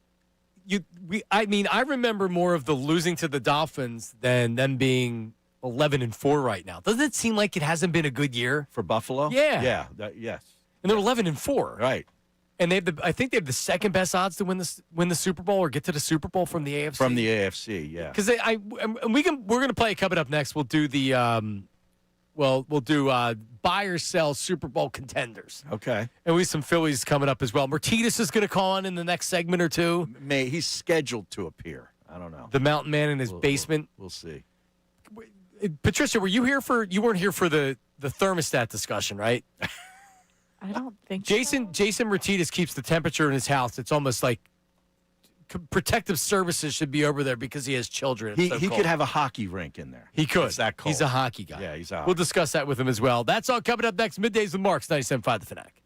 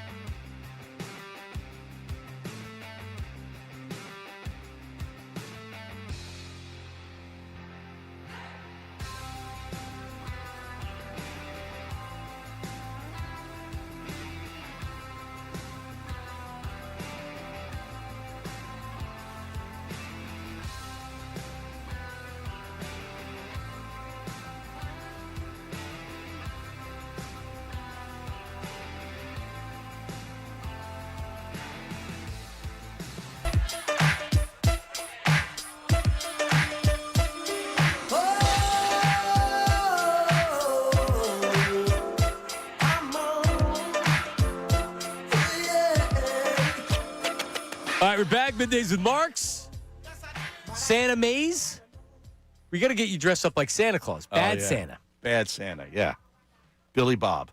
Well, I always tell my kids that Larry Claus is going to be coming to town. They get nothing. Larry Claus? Yeah. It's just like, I have this imaginary friend, Larry. And I say Larry because he's going to come. You get nothing. Because, the elves, the elves, Harry, they're reporting back to Santa. Okay. So you always have to say, the elves hear everything that you do, right, and it works. And they're going to rat on you. And they comply normally. Yep. There's compliance when you do that. So that's where I'm at right now. All right, let's play buy or sell Super Bowl contenders, Harry Mays. We're going to start in the AFC. The New England Patriots, best record in the conference, looking for that number 1 seed, tied with Denver, best record in the conference. New England Patriots are 12-3. New England Patriots, buy or sell as a Super Bowl contender. I got to go sell. Ooh. Yeah, I still don't believe. So are they first round exit, or are they one and done? I think they win one game and then lose in the second round. Because right now, how the conference is set up, Denver's actually your number 1 seed. So right. if it started right now, you would get New England playing the Bills. And they just played a close game. Bills won. No, they played the 7th seed. Excuse me. Yeah, they played the Texans. They could lose that game. They could. The Texans their defense is legit. Really good defense. And they can run the ball. That Woody Marks, not related to me, is good. He's very good. Yeah. I'm selling the Patriots. Okay. All right. Well, then let's go to the Denver Broncos. Also 12-3 right now, the number 1 seed. Buy or sell the Broncos? I'm buying them. I love the defense. And I love the coach. Home field. Yeah. Unless they're playing the Jags. But it's real. Yeah. It's real. In All right. January, weather gets, bad. Air's thin. Good defense. I'm buying them. I'm buying the Patriots and the Broncos. You are both? Yeah. I mean, the Broncos more than the Patriots. But Drake May's legit, man. Yeah. He's good. All right. The Jags, buy or sell. They're 11-4. They've been on a run. They've won 8 straight. Is it 8 straight? 6 straight games. They're really impressive what they did last week in Denver. I did not see that coming. But I still can't buy them. I still can't buy Jacksonville. No. This is the year they make the playoffs, maybe win a game. And people take them seriously, and then next year they suck. Because they get a tougher schedule. Right. Yeah. Right. Yeah, I'm weak gonna division. sell. All right, Pittsburgh Steelers 9-6. Mike Tomlin, another winning season. Harry Mays. I can't sell them fast enough. Do you have any Steeler friends in your life? Yes, a ton. And they all think that everything's great when they win, right? No. Actually, like my family on my wife's side, they're all Steeler people. So I'll be there on Christmas, and they want to get rid of Tomlin. They have Tomlin fatigue. Yeah, they're Tomlin fatigue. So I have a friend who has Tomlin fatigue, but then when you say you're not good enough, we can still win. Yeah. Like, hang on, how can you want to get rid of the coach and they're going to win the Super Bowl? But he's like Rasputin. Like, every time you want to run him out of town, he goes on a winning streak like he is now. 9-6. If they win 10 or 11 games, I think if they lose in the playoffs in the first round, there's a chance he goes. You think? Does he want to go? I mean, what's their future at quarterback? Rodgers is done after this year. Then what do they don't have him. What do they do? Go get Kirk Cousins? They might bring Rodgers back. You think? Like you said, who is it going to be? Yeah. All right, 41-year-old Aaron Rodgers or 42-year-old Aaron Rodgers, however old he would be, or Kirk Cousins. I just don't know how committed he would be to playing. I think he wants to retire. Maybe an Eagles quarterback? Tanner McKee? Oh, look at you. Do you do that? Do you go and look for a young quarterback like that, give up a draft pick? Because they're dumb when it comes to quarterbacks. They got Roethlisberger right, but yeah, that's it. You think about their history. And they're successful because they're a good organization. Bubby Brister and Neil O'Donnell. Bubby Brister. You think about all the... He was an Eagle, too, wasn't he? Sure was. Yeah. Sure was. Wow. All right, buy or sell the Chargers? I'm starting to buy them. Just because of the way they just run the football. Their quarterback is tough as all get out. And Harbaugh is just his effect. They're getting better as the year goes on. I'm going to buy them. Tough division. I think they can win a game. That's it. Not there yet, but starting to buy them. The Bills. I think you got to buy them as long as Josh Allen's vertical. You need home field. That's a tough place to go. They're running the football. They get that running back is really good. I'll buy the Bills. Yeah, and the Houston Texans, who they could win the AFC. The Bills could win the AFC. I actually like the 5th and the 6th teams the best. Where the 6th and the 7th team's the best. The Bills and the Texans. I do, because that defense can win anywhere. It plays anywhere. And if their matchup is the Patriots, that's a good matchup for them because it's a young quarterback and a young team. All right, the NFC, the Seahawks, buy or sell? Sell. For all the reasons that Mosher said. Well, yeah, and we basically said that in the first hour of the show. It's the same thing. Like, at some point, I think Sam Darnold on the road would turn back into Sam Darnold at the worst time for them. Bears, Super Bowl contenders, buy or sell? Boy, this is a tough one. It's really tough. I'm coming around on the Bears. I got to be honest with you. Because it's a good coach. He's a good coach. You know, they found a way to win that game in Green Bay, which was unbelievable. And the quarterback is really capable, and he's starting to get it. He still does some nutty things with the football, but their defense is pretty good. They can run the ball, all the things that you want to do in January. I think I'm going to buy the Bears. Panthers, Super Bowl contender, buy or sell? Sell. And the Bucks, both sell. Out. Yeah. Niners. It's tough to not buy them because that coach is so good. Purdy's limited, though, if he's going on the road in bad weather. I would sell them. It's all matchup with the Niners. And it's like Moshe said, like Fred Warner's out. He's not coming back. Bosa's out, not coming back. At some point, I think that would have to rear its head. Rams. Buy. Packers. You know, for Ray and his boy Love, I'm going to buy the Packers. No, they're out. Yeah, they're going to win 2 straight to finish the season. They might. All right. What about the Lions if they manage to sneak in, which they're not going to do? Sell. Agreed. Yeah. And finally, the last one, the Philadelphia Eagles. Buy. Buying high? Yeah. Price to shut up? You're getting healthier now. Jalen Carter, Lane Johnson coming back. Hopefully this Nakobe Dean hamstring isn't bad. You get healthier. You start running the football, the way you ran it this past weekend. I think you got a definite chance to go back to the Super Bowl. Pick your AFC champion right now. That's tough. It'd be tough for me to go anywhere else but the Bills or the Broncos. Broncos are a good answer. I'll go Broncos just because they'll have home field. Right now in the BetParks app, Bills are plus 375. So the Bills, the Broncos, and the Patriots all are plus 375. Oh, wow. All tied. Makes sense. Jacksonville plus 500. Houston plus 600. That's good value right there. Yeah, Houston? Yeah. Not bad. Not bad. What are the Steelers for giggles? What are they? Plus 1,400. 14. Okay. I'd rather take $10 and flush it down the toilet. I'd rather give $10 to Herb and have him make a bet. He might take it. All right, in the NFC, the Rams are plus 240. The Seahawks are plus 230. San Francisco's plus 650. So the odds would tell you they don't think San Francisco's winning the division. Right. Because they're going to lose. They're going to stumble at some point. They're playing the Bears, tough matchup, and then they're playing the Seahawks. Right. Tough matchup. Yeah, they'll probably lose at least one of those two. Eagles are plus 475. So they're the second favorite? No, Seahawks plus 300. Oh, Seahawks. Eagles plus 475. San Francisco plus 650.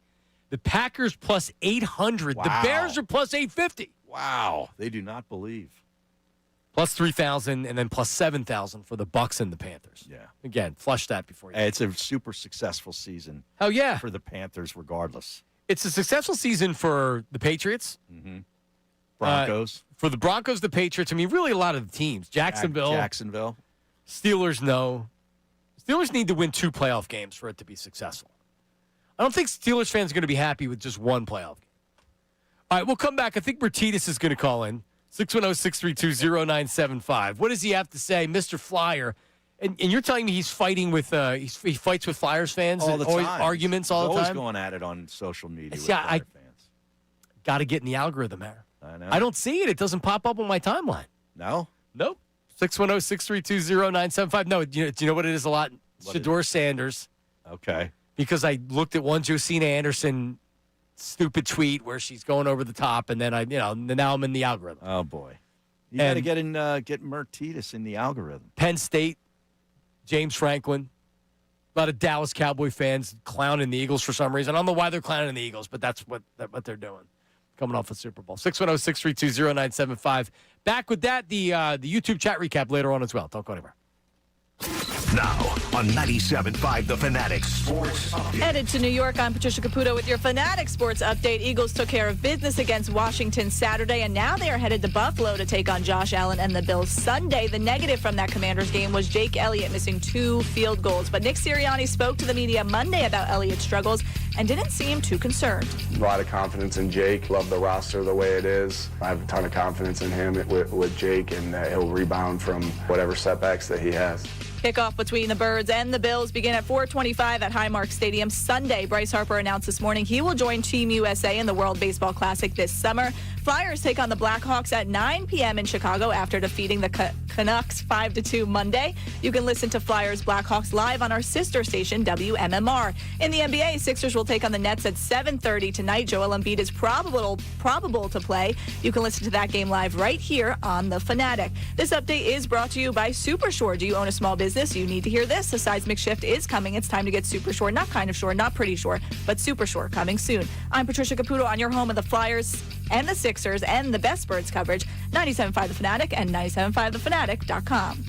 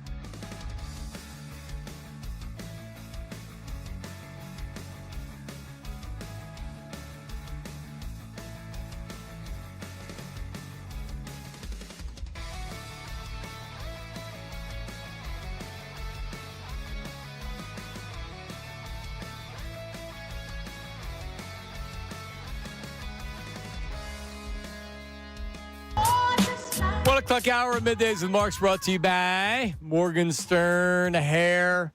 That's correct. Great teams stick together. So does great hair. Morgenstern Hair Restoration Championship results. Visit Morgan. That's Morgan with an E. Morgensternhair.com or call them. Speak to their hair team. Say I sent you. 610-980-4000. There you go. Martinez was on, but now he's off, so he'll join us coming up in a second. Unfiltered with Ricky Bowe and Bill Colarulo coming up at 2 o'clock. Bill just came in during the break, was giving us some Christmas trivia questions. Yeah, I only got one right. How many did I get right? 0. Correct. I got the last question right. Did you? Our guest got one right. Yes, Brandon got right. We'll bring Brandon in the last segment, but Brandon is here, as we mentioned earlier, from Plymouth PW, Plymouth White Marsh High School. Right. Following the show, shadowing the show. So he's taking his pictures. He's gotten his information. Now he's going to put it in ChatGPT and cheat, and it'll come up with it. Is that what they do? Is that what everybody does? Yes. Wow. I actually heard, I think Dan Schwartzman for Bloomberg did the story, but I was listening to news radio, and it's like, oh, and professors are having problems with their students. Yeah. And then it was the kids are just throwing stuff in ChatGPT, and it's just regurgitating. Just spits it out. Yeah, it's smart. Yeah, but our guy's got the 10th Inning podcast on YouTube. Yeah, you should subscribe to it. I just subscribed to But he's got to start doing episodes. That's what I he needs said. more episodes. Yeah, you need to continue to do it. But he is on, so I'm going to subscribe as well. Just like when you subscribe to 97.5 The Fanatic, look for the 10th Inning podcast. Right. And you can do it right there. All right. What happened with Martinez? Yeah, hold on. He's texting me right now. Uh-oh. What do you think it says? No one's answering. We'll call back in 1 minute. Patricia, so I see the name up, the number up there. No one's answering it. What's Nate doing back there? I'm not sure. I'll have to text him. All right, hold on. Can you answer it in there and screen it in there? Call If back. you send me his number, I can call him. All right. Well, I guess I could do that. It's kind of. Why don't we Harry? Just give it on the air. Jason Momoa. Yeah. He might be calling right now. All right, there he is. So Herb yesterday started name dropping on the air, and he was because he does this first and last name. He just can't say my friend Bob. I'm like Bob Sotolano. So I asked him for his phone number, and he starts reading the phone number on the air. Well, it's like that guy in Atlantic City you told us about. He gave us both his names, like his full name. Yeah, the same thing with the casino. Yeah. It's like, I don't really know if that's necessary. So great. Like, there's no reason to say his last name. If there was a reason for the story, okay, then you can say the last name. But I asked him for his phone number. He just started giving it.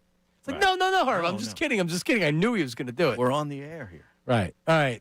So sometimes heard right here on 97.5 The Fanatic on Middays with Marks, and always heard doing your pre and post game. And of course, the name of his podcast is what's it called? The Daily Flyer, Flyers Daily with Jason Martinez. Flyers Daily. What's up, Martinez? What's going on? Turn your radio down. You nitwit. I'm at the Philadelphia outlets, Harry. Up here in 422. The Philadelphia Premium Outlets. The Premium Outlets. The Limerick. That's exactly right. Yeah. It's 12 minutes from my house, Jay. Yeah. You can get to my house in 12 minutes. I was just there earlier this week. Show up here today. Yeah. Oh, I went on a Friday. You would have thought they were giving out free items in the stores. That's how many people were there. People are parking on the grass and things like that. So are you doing shopping for your wife? Is it with the wife? Oh, is there like a CCM outlet up there? Harry, if there was, I'd be here a lot more often. There's an Adidas and a Nike. That. No Coho outlet. Coho. No. Got to pick up a twig. Outlet. But there's an Eddie Bauer if he wants to get some. And the Columbia outfit. I got a couple good things from the Columbia outlet. That's right by the rally house. Right, he could wear that stuff indoors when his temperature's down to 58 degrees. Yeah, Jason, I teased this for Caputo. So Patricia Caputo is producing today. He keeps his thermostat at 60 degrees. And it doesn't even kick on because it's 64 without the heat even work. Does he have blankets or no? Jason? Oh my God. I got enough blankets. I could blanket America. But why? Is it not to pay for the heat? Or you like it? Okay. All right. No, because it's easier to get warm than it is to get cool. Right. Yeah, you want to see your breath in your house so you can just put on a blanket and... Right. Did you put one of those hot water bags in your pants too?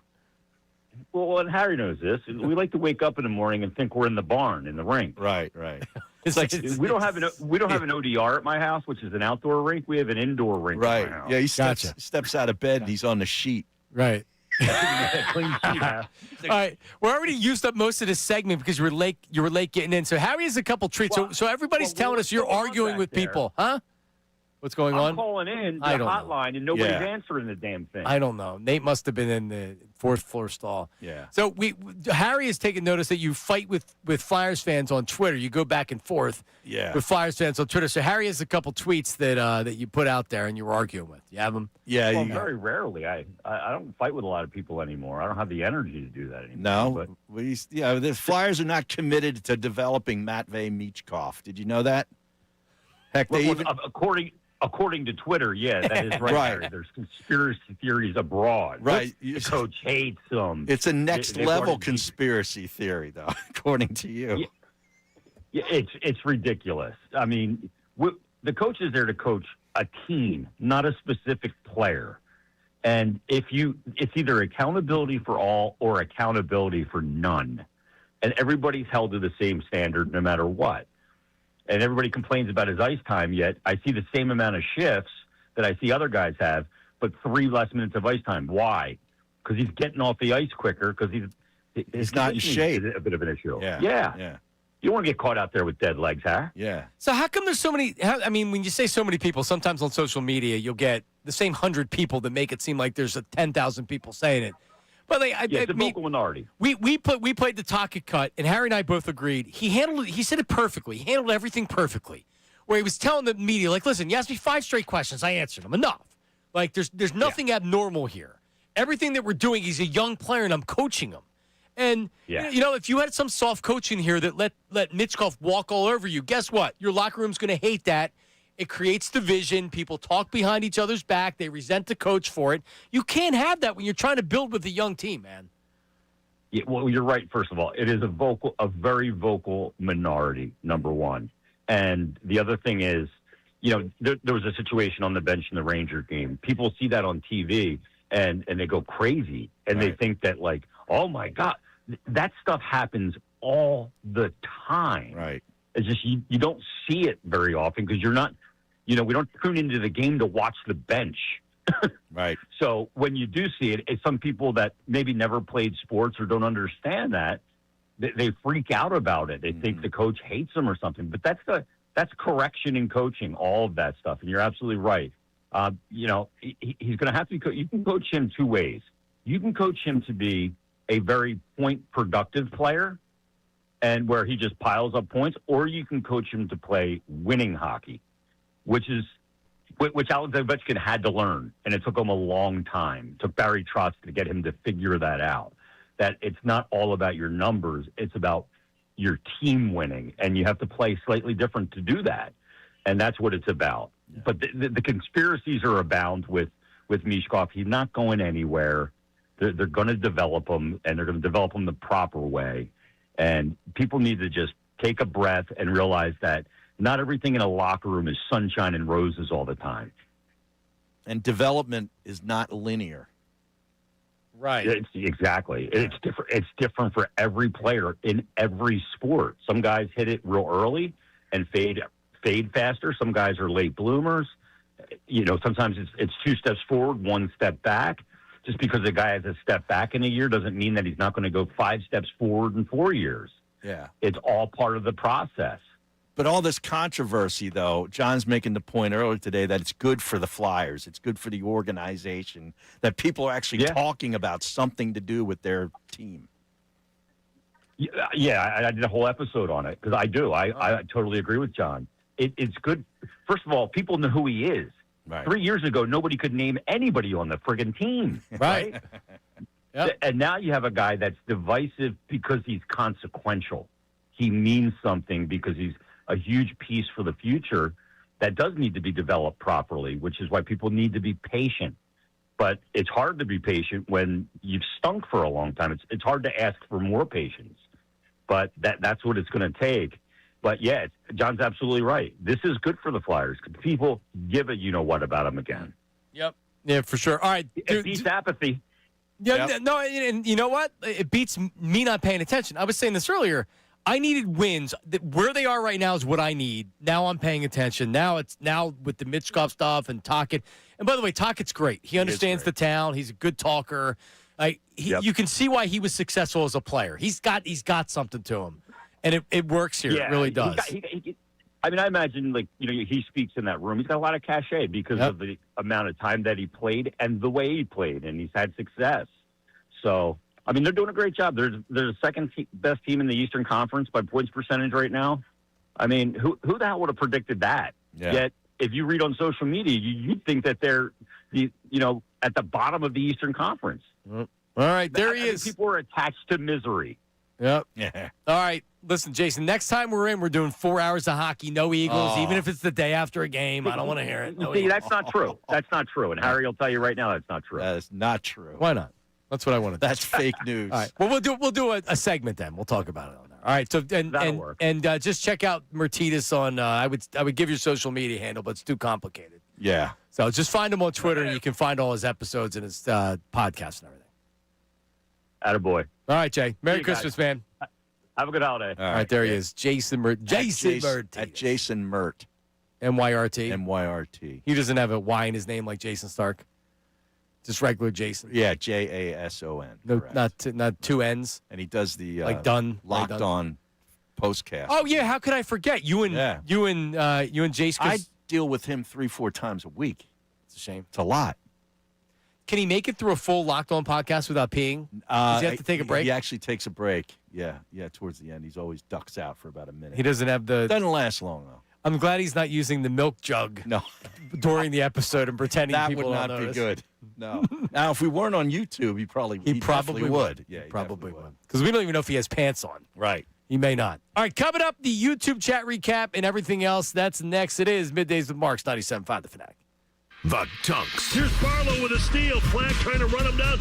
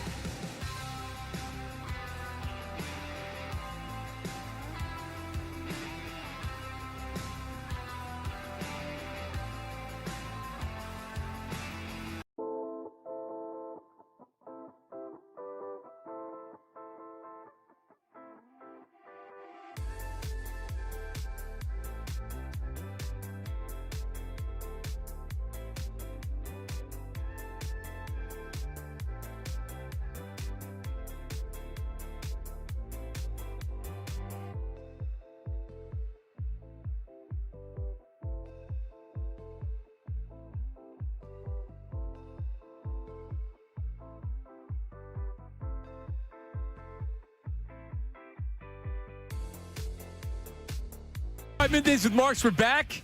YouTube chat recap coming up in a second. Harry Mays, Patricia Caputo. Shadowing the show today, Harry Mays, is Brandon Woldridge, who is from Plymouth Whitemarsh High School, is a junior. P-Dub. They call him Rising Juniors. Is that what they call them? I think so. Yeah, they do. Yeah. And he's just not some kid that, because his dad works here in the sales department. Right. He didn't just like a listener and wanted to come in and check it out. This kid's been to boot camp, broadcasting boot camp and stuff like that. Yeah. He's far ahead of any of us when, Harry was 50 before he actually got into the media. Or 40. 40. You were 40. Yeah. You started at 40. Until I got here. Yeah. So you got here, yeah. What's up, Brandon? Can you pop him on? There you go. Yeah. What's up, dude? Nothing much. Thank you for having me on. So you have a Philly, is that a Union hoodie? Phillies. So that's the Philly. the Friday night? Yeah. Connects. So you are a baseball guy first. Yeah, definitely. And you consider, like, when you're looking at what you're going to do in the future, you're like, I'm baseball. I want to do a baseball. Because you have a baseball podcast on YouTube right now, right? All right, that's cool. What's the name of it? It's called The 10th Inning Show on YouTube and TikTok. Oh, on TikTok, Harry. Wow. Harry can't stop looking at booty pictures. I don't even TikTok. understand how to use TikTok. Me neither. Yeah. I need a tutorial. Yeah. All right, so everybody subscribe. I got to find it and subscribe to it. But you're here today. You actually would have had school, but today is the day I guess they allow people to go and do the shadowing and the project and everything like that. So is this better than going to school? Definitely, 100%. What did you learn here today? I learned a lot, just really about how the whole operation goes and all the behind-the-scenes work that goes into making the show run smoothly. Yeah, so he was back. It's actually a pretty cool shadow to do because he's back there with Brandon doing the YouTube producing stuff. Caputo was showing him the board and how to use it. Yeah, He's ready. She was doing the updates. You have Nate back there screening phone calls and doing everything else. So yeah, you really see this operation right here. I mean, I would say award-winning without winning an award yet. We didn't win an award, but I didn't win an Emmy yet, but I should. Everybody in local TV has an Emmy. Yeah. Yet is How the is key that? word. Yeah, well, but they don't have Emmys for us. How is it they have the Emmy? Yeah, how is that? Well, it's obviously watered down. Yeah. I don't want to rip anybody that has the local Emmy, but ridiculous. How can you have that many local Emmys? Seriously. Unbelievable. So anyway. But this is a well-oiled machine here, right? We sure are. Yeah. Yep. All right. Well, listen.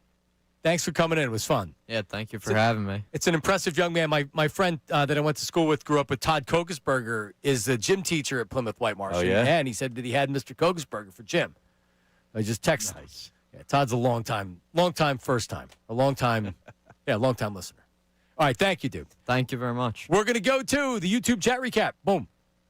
It's time for the YouTube chat recap. How about filling us in? Let me tell you something else, man. Watch us live on YouTube every single weekday. I can't lie. Let me tell you something. It's the Middays with Marks YouTube chat recap. All right, hit me. All right. Harry uses an upside-down Stella bottle as the star on his Christmas tree. D flyers from the YouTube chat. That's true. I saw that on there, and I cracked up. Do you have a Christmas tree? Yes. Is it fake? Of course. Okay, good. It's fake. Is it a good fake one? It's a good fake. Okay, Yeah, it's solid. I have a really good fake one. Did we talk about this before? No. No? You have a fake tree? Are you anti-tree? I am anti-fake tree. So I was, and I never would have thought that I would get a fake tree. Yeah. But then when you have to dispose of the trees, Of course. and the last straw was I bought a tree and it died. We like to buy it early, and it died, so I had to buy 2 trees. I grew up with a fake tree, so it's gotta all get I it. ever knew. So you like real. You got to get it late because my mom keeps it up until Epiphany. We put it up we get it after Thanksgiving. And then you need 2 trees. You need a real one That's and what a we fake did. one. No. I'm fine with it's a good fake one. Yeah. Good. You know, if fakes are good, I'm good with fakes. Do you have a bottle at the top as the star? Absolutely. Okay. Yeah. Of Stella. Stella, Artois. All right, what's next? Ray is switching things up and decided to smoke a vape since he has to be at the hospital. If Bayless from the YouTube chat Sneaking a vape drag. Because he needs his nicotine. Like McDaniel, who was vaping on the sideline, didn't think anybody would catch it. Right, the Dolphins coach. Yeah. Cigarettes, I think, are better for you. They're Probably. both horrible. Yeah. But No, cigarettes the aren't. vapes are pretty bad. They're electric.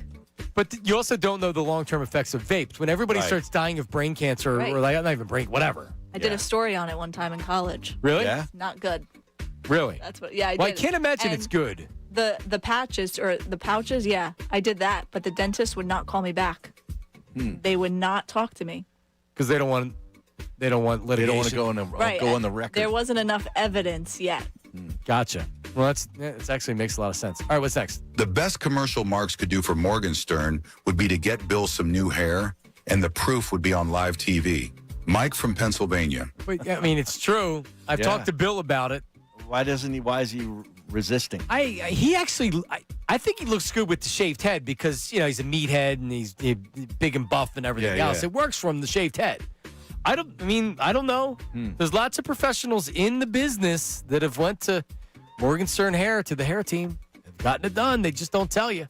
All right, what's next? The one thing I will say about the whole gatekeeping thing is that it's kind of odd to make hometown fans feel like bandwagon hoppers or casuals when the Flyers are in our backyards as well.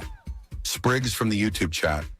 When the Flyers are in our backyards. I don't really understand that. Is he saying that it's wrong to do it, or people are wrong to jump on the bandwagon? No, I think he's saying it's wrong that people are gatekeeping. Oh, Because, okay. you live in Philadelphia. Yeah, right. It is. It's your right. But why would you care? To jump on it. They're like, literally, I would never, ever, not one time. I went to the Phillies in 1993. I was a junior in high school.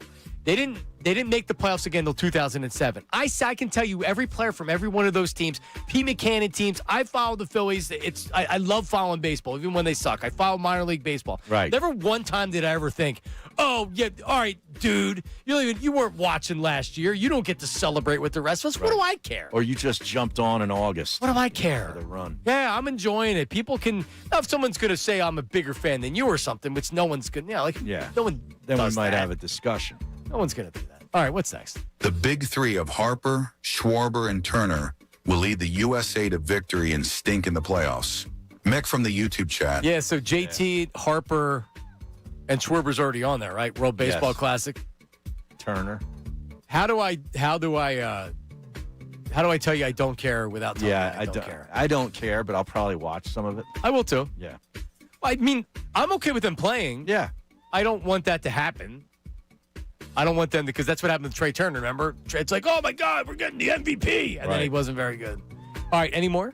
That's it. All right, that's it. YouTube chat recap on December 23rd. Happy birthday to my oldest, who will be 10 years old tomorrow. I will not be on the air. Oh, nice. Yep, but she will be 10 tomorrow.